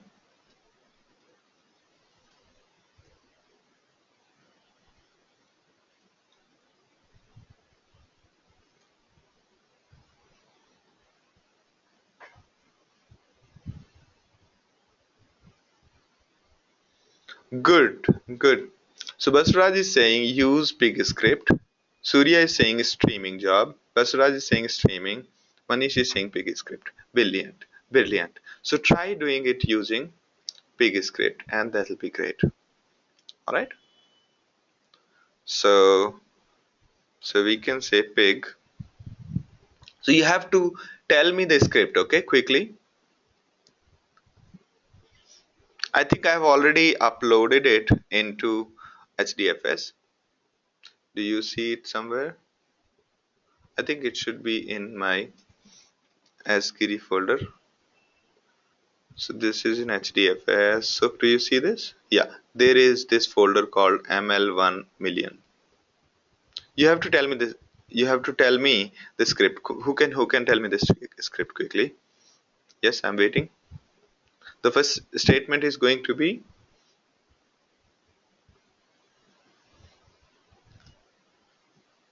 all right. Good. So we are going to say. So we are going to say rate RD, which is ratings data, equals to load movies.dat, okay, using pig storage. Thank you, Manish. Now you will be a little disappointed, okay,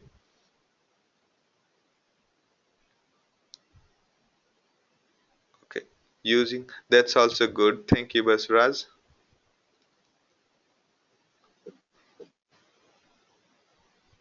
Using this. Now the problem with pig storage is that it doesn't take two characters. It takes only a single character. All right. Now you can see that if you so it basically splitted the data such that our first column. So here we have one column, column two, column, column three, column, column four. Okay, this was our data format, right? So we have when it splits, so it will be like first, second, third, fourth, and fifth. So what we need to do is we need to say only okay.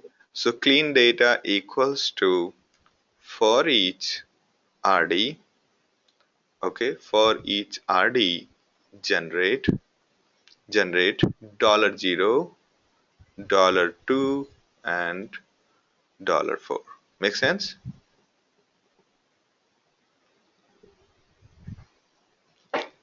So now we have clean data, and we can say store clean data into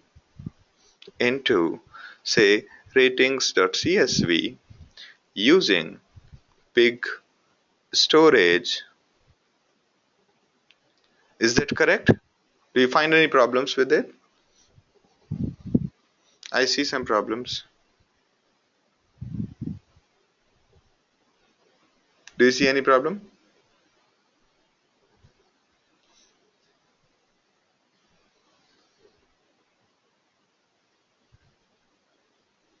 Because we want to store the data as comma separated. You mean while loading?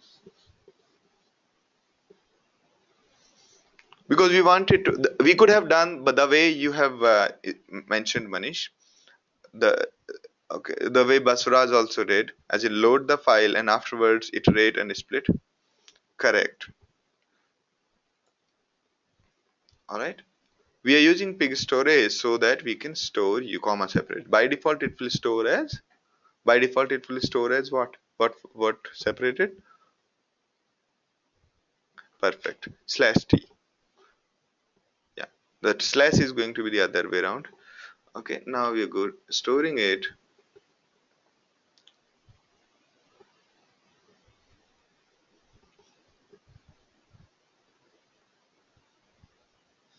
into the.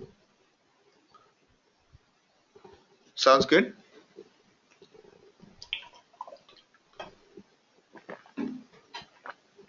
So we were able to write a pig script in 2 minutes time and execute it. All right.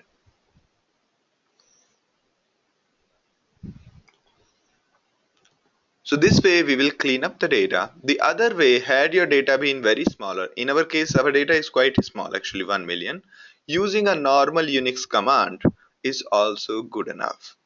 Okay, using a normal Unix command is also good enough. Now you can see dump ratings.csv. Where did it store? How do you, okay, cat,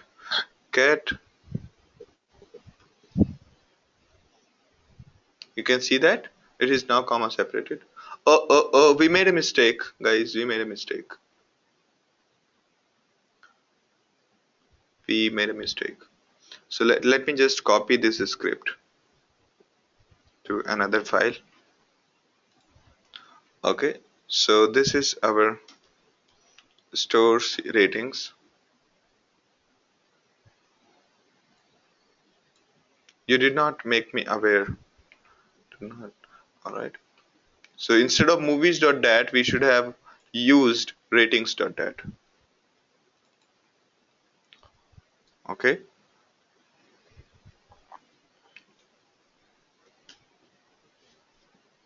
So I can say ratings.csv.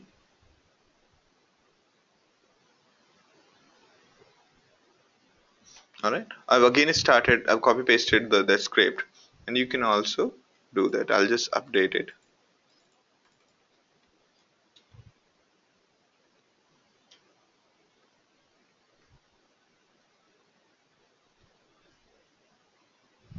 All right.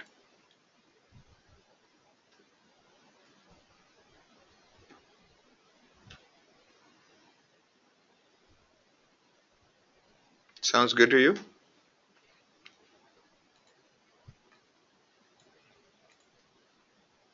It's executing 46% complete. All right. Now you can see ratings.csv. Perfect.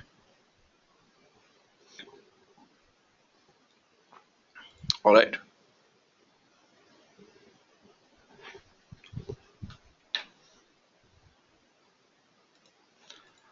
All right. So now this file is already copied to HDFS. We don't need to copy.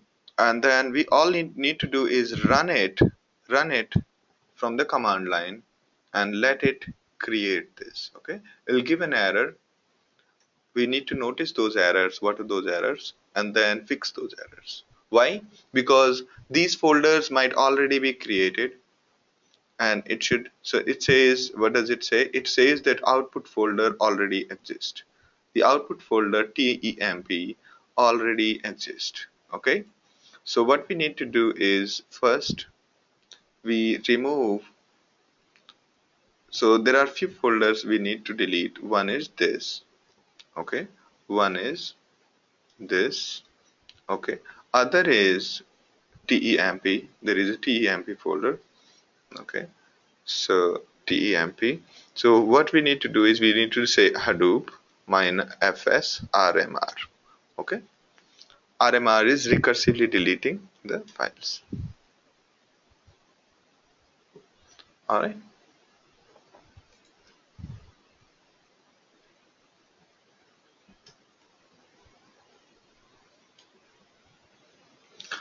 Okay.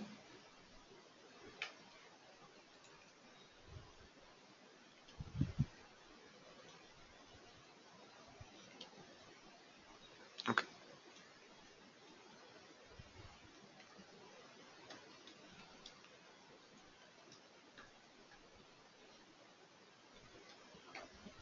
All right. So this way we have cleaned up the data for made our process a little more cleaner.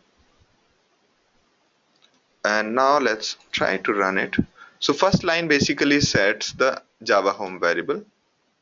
Second line runs the Mahat. Okay.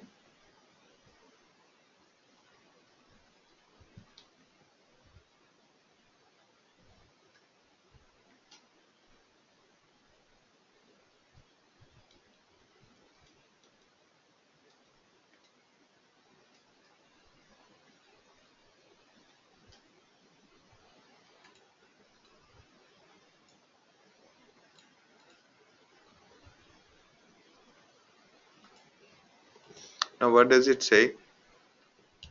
It again is waiting for some things.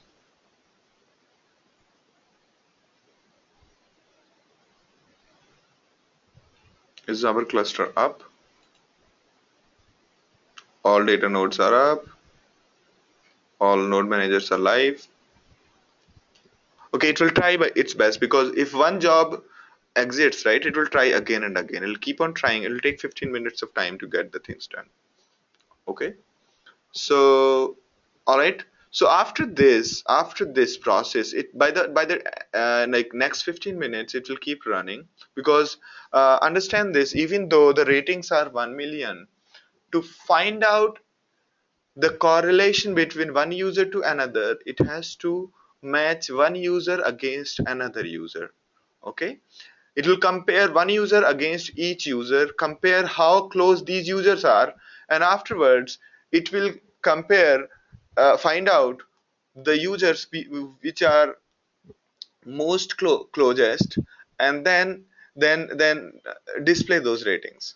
Okay, then start giving recommendations. Okay, so that's what it is doing continuously, and it's an intensive task. It's not so easy.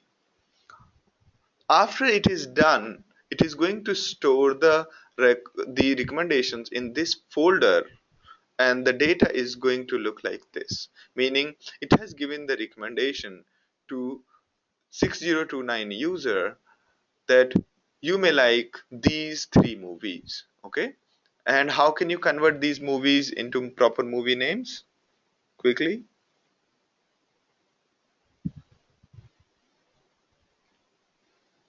1283, what does it mean? Correct. Movies.dat file. Perfect.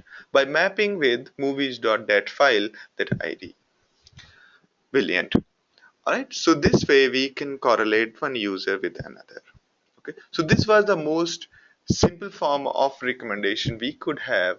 The things get complicated as we go into more details of Mahat. How do we consider the genres of the movie and the user's age into the recommendation? While comparing two users, we could also compare their age and other criteria to find the similarity.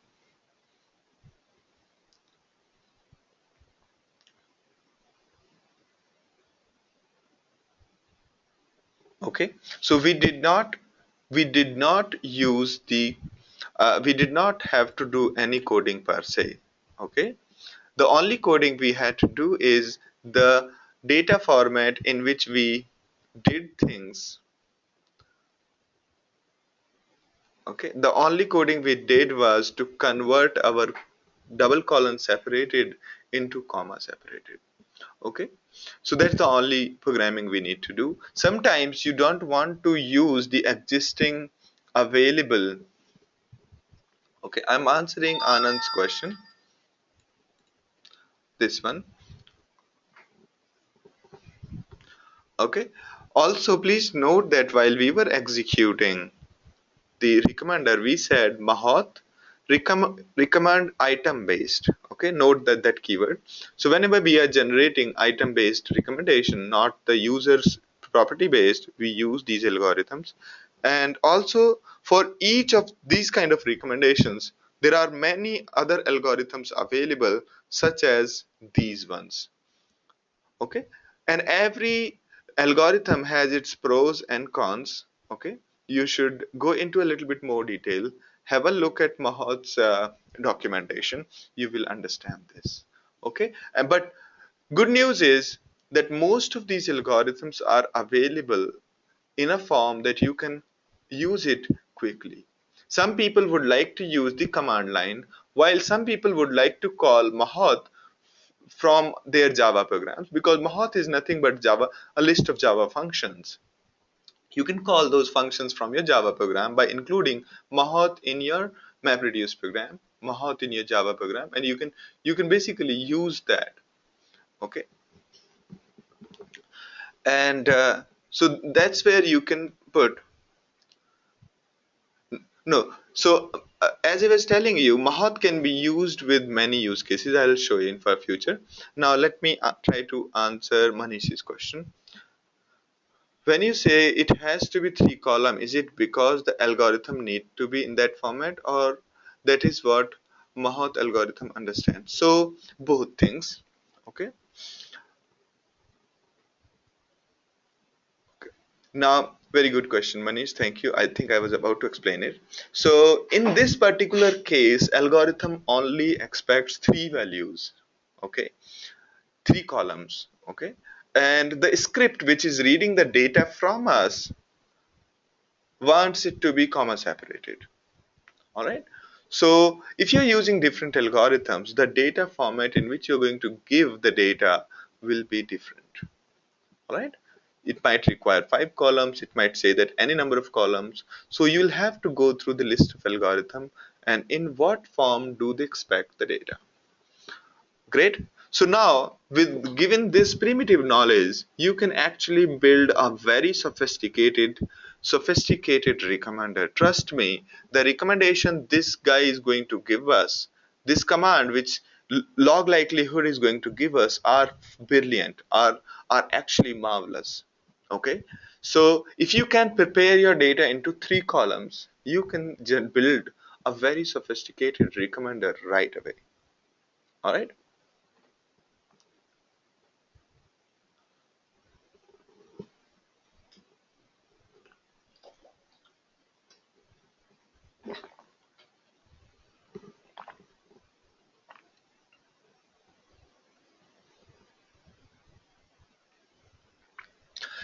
Yeah, Manish's question is, can Uzi call this Mahat or do we need to put in? Uzi can call Mahat. Okay? Uzi can call Mahat. If you look at Mahat more clearly from Java perspective, Mahat will have his jar and you can call Mahat using Uzi in any way you want. That's correct, Srinivas. Due to recommend item based, because that's what we are looking for, there are three columns and comma separated is because of the script. Script wants it comma separated and will feed to the actual algorithm like a record. Okay, you can go into more details, but that will be a little too off for this. All right, so this is what we have. All right. So there are other use cases like collaborative filtering. Collaborative filtering recommendations are same thing. The other use cases are clustering. So in case of clustering, you can give any number of columns in each row, and then you can give it to Mahat, and Mahat will cluster these records. It'll just give you the records back, add one more column saying group number 0, 1, 2, 3, and so on. That is clustering. Classifications. Where should we look? I think the best place, there are few best places to look. One most important part is Mahat's documentation. This is probably the best place to look. And second best place to look is scikit-learn. Okay. So scikit-learn goes into more and more details using Python, but this one, Mahat's list of documentation is a general one and will help you a lot. Okay. It starts with very simple one. It starts with a cookbook, then goes into collective intelligence and everything. So probably this tutorials will help you a lot in your machine learning, in your machine learning. Okay. Also, there'll be not this in here. You will find out a lot of reference reading if you are really interested.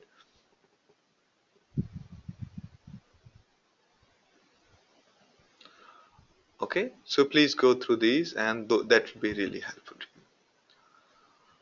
Alright, good part about any machine learning library is the documentation contains all the learning which you need.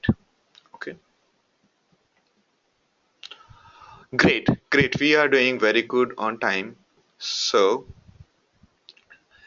any questions on Mahat or machine learning?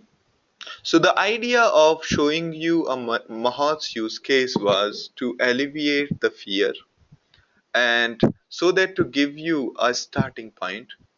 And probably the first use case you can build using Mahat is using Hadoop is by using Mahat. Okay. Also, in case you try to learn Mahat directly without learning and understanding distributed computing and Hadoop, you might get discouraged. Therefore, it is very important to learn Hadoop and then go for Mahat. Okay. Yes, you can write your own Mahat Java program, Surya. All you need to do is include Mahat's Java library in your program, and then what you have to do is basically create the records. Instead of comma separated format, you will have to create object for each row, and you have to give that object to the to Mahat, and then that's how it is. Okay, so have a look at the Java interface of Mahat in their reference. Great. Any other questions before we move on to Apache Spark?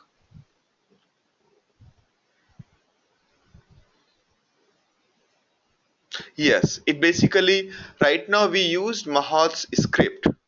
Okay, we used Mahat's script, and Mahat's script was internally calling the Mahat's MR jobs. Okay, instead of Mahat's script calling the MR jobs, if you're writing your own program, your program will be calling the Mahat's MR jobs.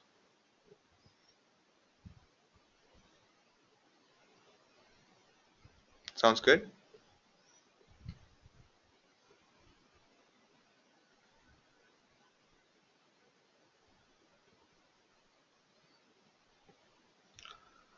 All right, all right. Should we move on?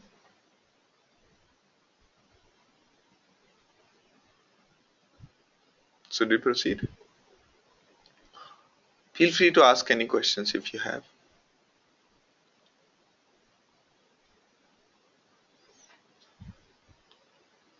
Brilliant, brilliant. So now today we are further going into the details of Apache Spark, and this is going to be quite fun to learn. All right, it's going to be very fast-paced learning for all of us. And what are we going to do is basically, all right. So let's get on to Apache Spark, and then we can go into more details later.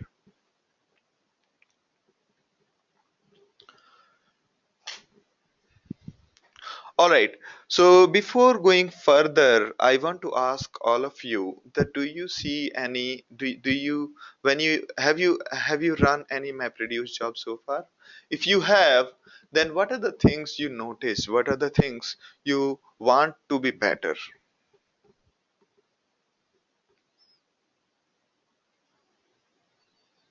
Anyone?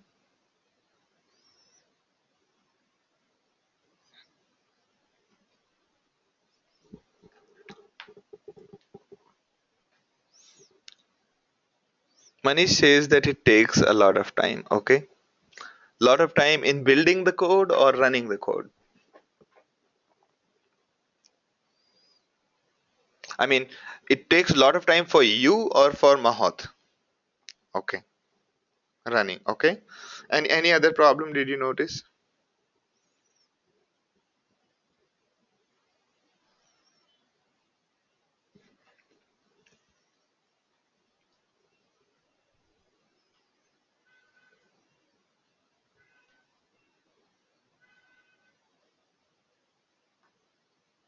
It requires MapReduce only. Brilliant.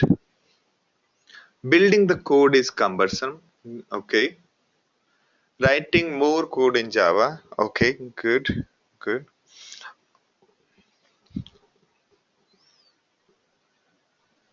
Time to create MapReduce job is more. Brilliant. Brilliant. So now, all right. So should I note it down? Okay. Here we are. So first point you raised was running takes time, right?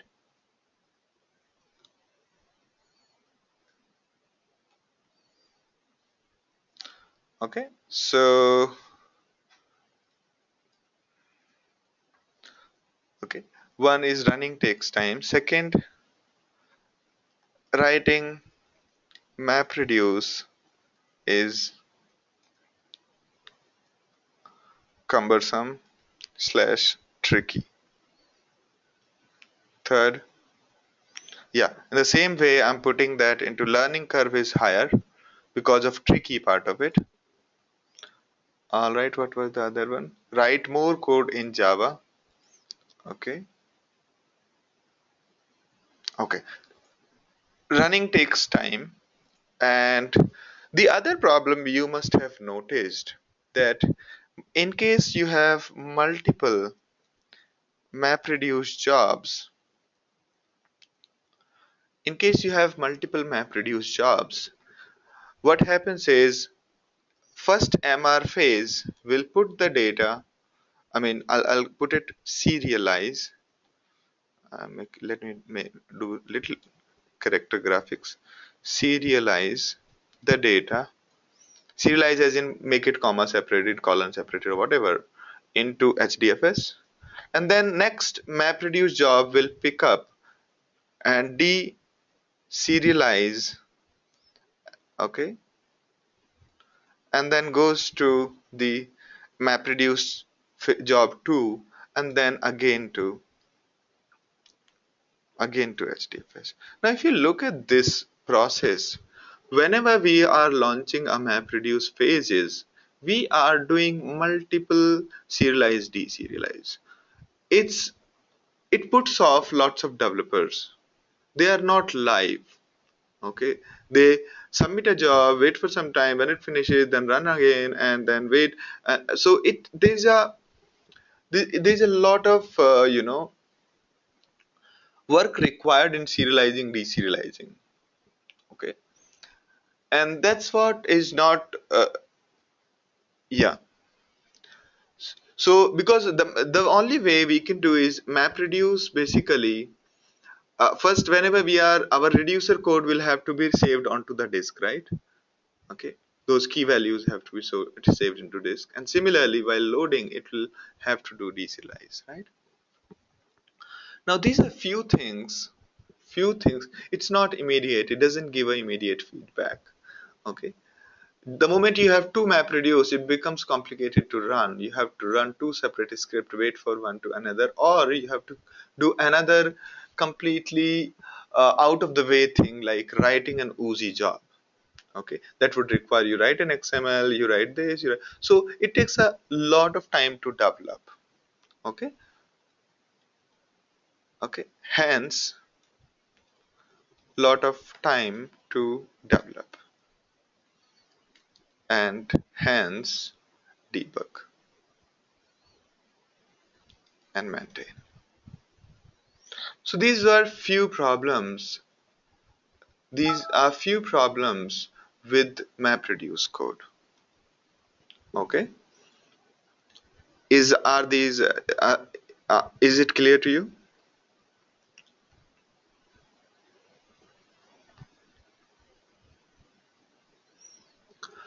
Now these are few problems which are solved, but if you notice with Hadoop, right? I mean, when I say Hadoop, I'll not compare Hadoop. I'll say MapReduce. Okay, MapReduce. Okay, so MapReduce is good, just that it takes a lot of time. Now we have something called Spark. Spark tried to solve these few problems by having things which are better. Okay, so few people built this Spark, and in Spark, what we have done is most of the computation happens in memory. Although doing the computation using serialization, deserialization is also possible, they do it, but it tries to utilize as much memory as possible to get the work done really, really fast. Okay. In case of Hadoop, the focus was on petabytes of data, and therefore memory was supposed to be utilized very less, and if hence Hadoop was hardly hungry for memory. While Apache Spark tries to utilize as much memory as possible and does your processing and tries to do things immediately rather than delaying it for the batch execution. Okay, so that's where the Spark comes into play. So also they also improved the way the computation happens over Spark. Okay, they improved it such that it's 100 times faster than our Hadoop and 10 times faster when it's run from the disk. Although it builds on the same parameters like MapReduce, and it's very integrated with Hadoop. Okay, it's very integrated with Hadoop. All right. Now, in this discussion, there are few downsides of Hadoop. One is,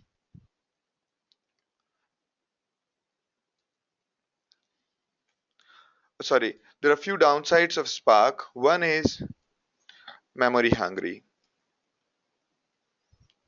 Okay, it's little memory hungry. I think that's the only drawback of Spark so far.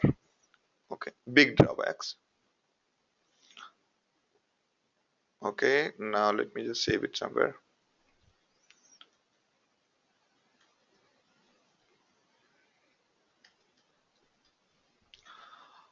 All right, so Spark is fairly memory hungry, and if you have low memory machines, it's difficult to run Spark. Okay, so the structure of Spark is that Spark runs on top of Yarn. That is probably the most important thing you would like to understand. The Spark runs on top of Hadoop. So we can never say the Spark is a competitor to Hadoop. Okay, Spark runs on top of Yarn, that is Hadoop, and and on top of Spark we have multiple library. Just like we had Hive, here we have Shark. Okay, SQL on Spark is Shark. Okay, and similar, since it was really fast, few people thought that they can utilize Spark when there is a lot of data coming at a very fast speed, just like Flume. When the data is coming at a very fast speed into Spark, we can utilize Spark's immediate processing mechanism to do the stream processing. Okay, so just because it was able to do things really fast. Third is machine MLlib. MLlib basically, MLlib basically is a, similar to Mahout but on Spark. Okay, so if you think about it, whenever we convert normal program, as simple as whenever we are doing linear regression or any of the mathematical computing, like graph plot, like in case of graph, we are trying to extrapolate. So every algorithm had to be ported from a single machine to multiple machine. Imagine if you guys are from mathematical background, you remember how we did matrix multiplication? All the algorithms involved loading the whole matrix into a single memory, and then we multiplied it, right? But but since Spark and MapReduce, all of these components are distributed computing components. We need to break down our matrix multiplication method into MapReduce or into other paradigms so that our matrix multiplication can happen over multiple machines. Imagine multiplying a matrix with 1 billion rows and 1 billion columns with some other similar matrix. Okay.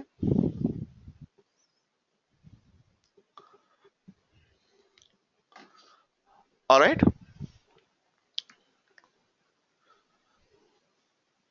Now, When it comes to doing a graph processing, what does it mean by graph processing? Maybe a social graph like Facebook social graph, or maybe computing the page rank. Computing the page rank. The way the page rank is computed is similar to our population, our voting problem, where one person is voting to another and another person is voting to another, and so on. It's a graph, and we need to do a lot of computation to clean up the graph, right? Our voting problem, if you look at it, it was very rudimentary, trimmed down version of PageRank algorithm, which Google uses in order to display the results. And so Graph X was is one component from our Spark for doing the graphics processing, graph processing, not graphics, graph processing, in order to make it really fast and possible. Because if you remember, all the algorithms which we studied in computer science to do the graph processing, all of them relied on the fact that the whole graph exists on a single computer in single memory. But when it comes to distributed computing and when it comes to bigger data, we cannot use those standard algorithms to get the work done, because you have billions of nodes spread across multiple machines, hundreds of machines. You cannot use a single algorithm to traverse a graph and do the graph processing. So, and these graph processing algorithms, these graph processing libraries, other than providing you the ability to traverse graph, they also provide you the various algorithms on graph similar to MLlib, similar to Mahat. So instead of giraffe, GIRAPH, which is there on Hadoop, we have graph X here. Instead of Mahat, we have MLlib here.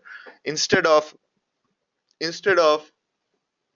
Hive, we have Shark here, and Spark streaming. There is no comparison to Spark streaming in Hadoop ecosystem. All right.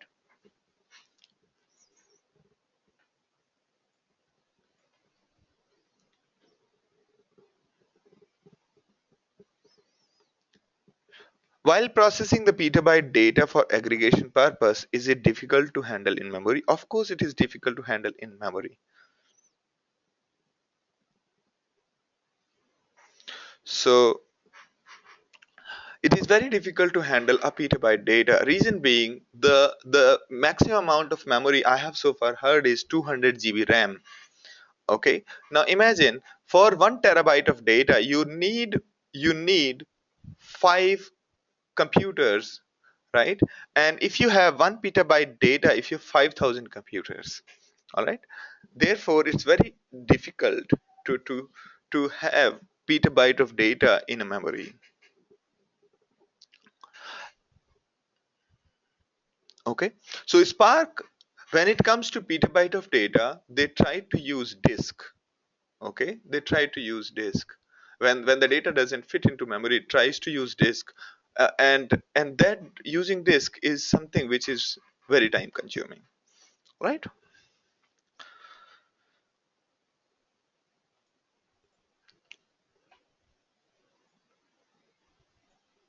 Sounds good.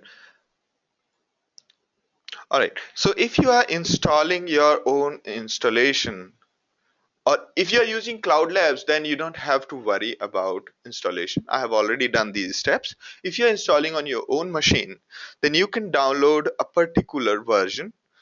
Okay, Yarn basically, since it runs on top of sorry, so when we are installing Spark, it can run on top of Yarn, it can run on top of Mesos, and it can also run standalone. Okay, it can run on top of Yarn, it can run on another kind of a manager called Mesos, or it can run standalone. All right, so and also Yarn, this Spark does not have a place. The Spark does not have a place for storing data into file system. Spark uses HDFS or any other file system for the data storage. All right. The this also means that the what do you call not great for not great for data locality optimization. It does try to do the data locality optimization, but is not good enough.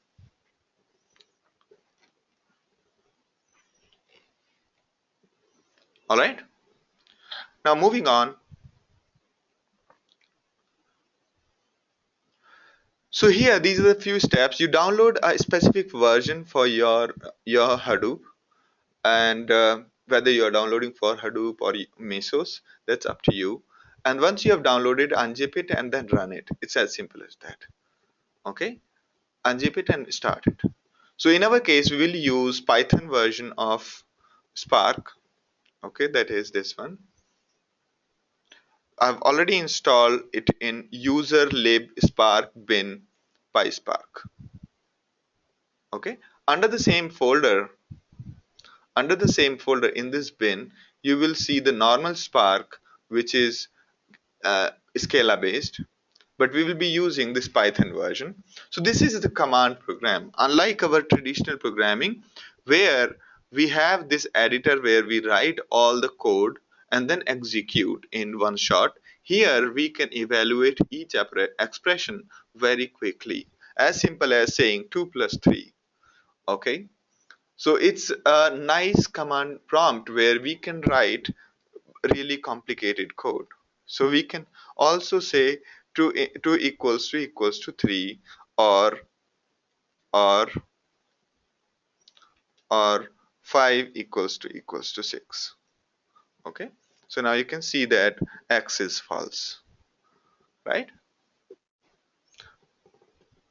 So this is a command prompt where you can immediately execute expression by expression, unlike our usual way where we write the program in a single file and then run it, the full code in a single. Okay.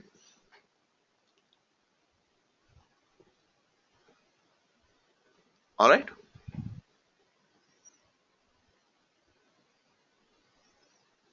So if you want to execute your script, you can pass the argument here like this. Okay. And it will try to execute that script, whatever you have provided on the command prompt, but it did not find it right now, so it did not. Okay. All right. So this is Spark command prompt. It is nothing but a derivative of Python command prompt. So in case of PySpark and Scala Spark, the difference is the language in which you communicate. In case of PySpark, you will be communicating to it in Python. In case of that one, you will be communicating to Scala. The problem with Scala Spark was that there was no point in learning Scala right now. Okay, people will not adopt Spark because only few people know Scala. Also, Scala is not that widely adopted as Python, so it does not make much sense to learn Scala as opposed to Python. But learning Python is nowadays it makes a lot of sense to learn Python because it's pretty fast.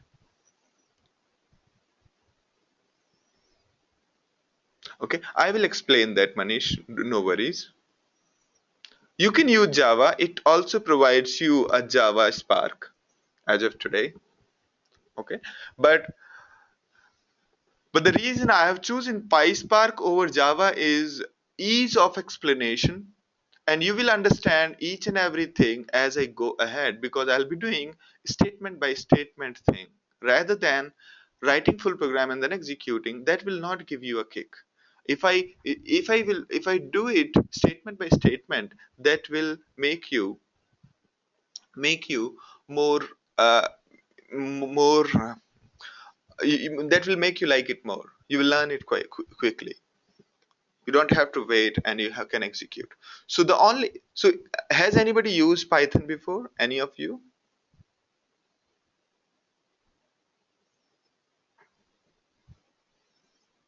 All right. So here this is the command prompt. Okay, just like our Java program, we can also write the full everything in a single file and execute. But in addition to that, it provides you this nice little command prompt where you can write any expression. So we can say things like x equals to 3, okay, and then say if x is equal to 3, or we can say x percentage 1 equals to 1, okay, print odd, else print even. Right? You can see that we built the code from here itself.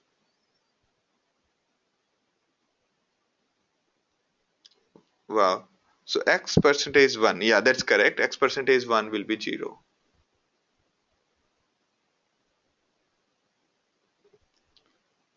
All right. Sorry, the actually this statement was wrong. What we have written, we need to write it in little different manner. We have to write it like this. Okay. So what I'm trying to show you that to writing a Python program is actually very simple.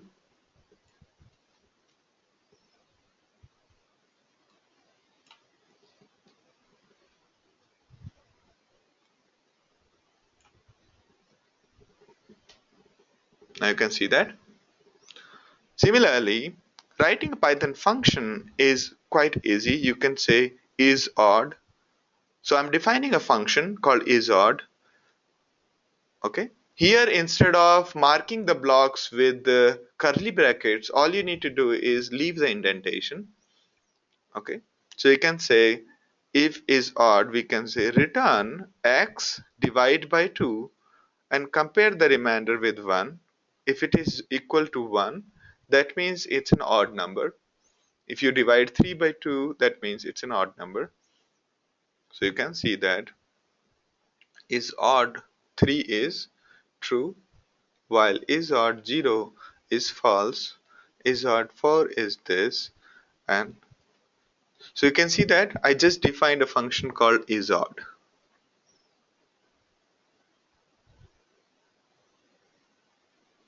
Sounds good? So far, whatever we are doing on the command prompt is easy, right? All right, now moving ahead, one step ahead. Okay, now here,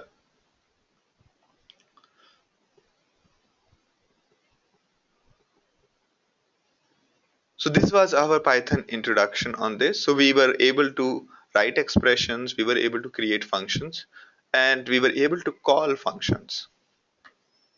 Okay, we can also write for loop, and we can also write while loop.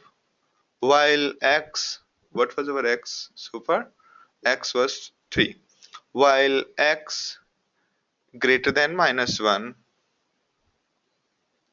print x, and also reduce x by 1. You can see that. So we are able to write a loop. All right. Similarly, we can iterate over a list of things using for, like 1, 2, 3. Okay. So we will be able to iterate using this, and we can say print I. Okay, we can iterate over things using for. We can iterate, we can write indefinite loop using while. We can write definite loops using for. We can write functions can call other functions, and so on. So this knowledge is sufficient enough to learn Spark. Okay.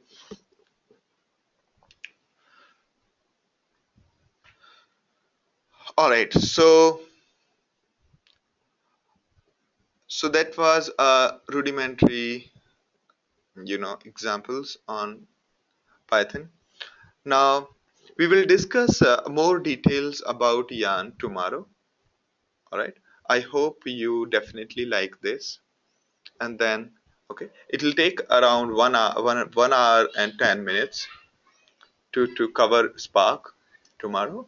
And for rest of the time, we'll discuss the project. We'll discuss other other ideas behind various NoSQLs, and we'll have general discussion tomorrow. All right. So these 12 sessions, whatever we have of Hadoop, we have extended it to 12 sessions because of you know uh, various things. So tomorrow will be the last session. All right. Okay, and that's pretty much. Thank you very much. See you tomorrow. All right. Yes, you will be Hadoop developer tomorrow. Yes.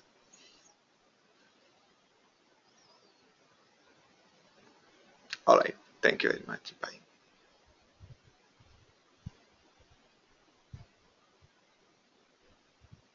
Okay. Thank you, Srinivas. I'm happy you like it. And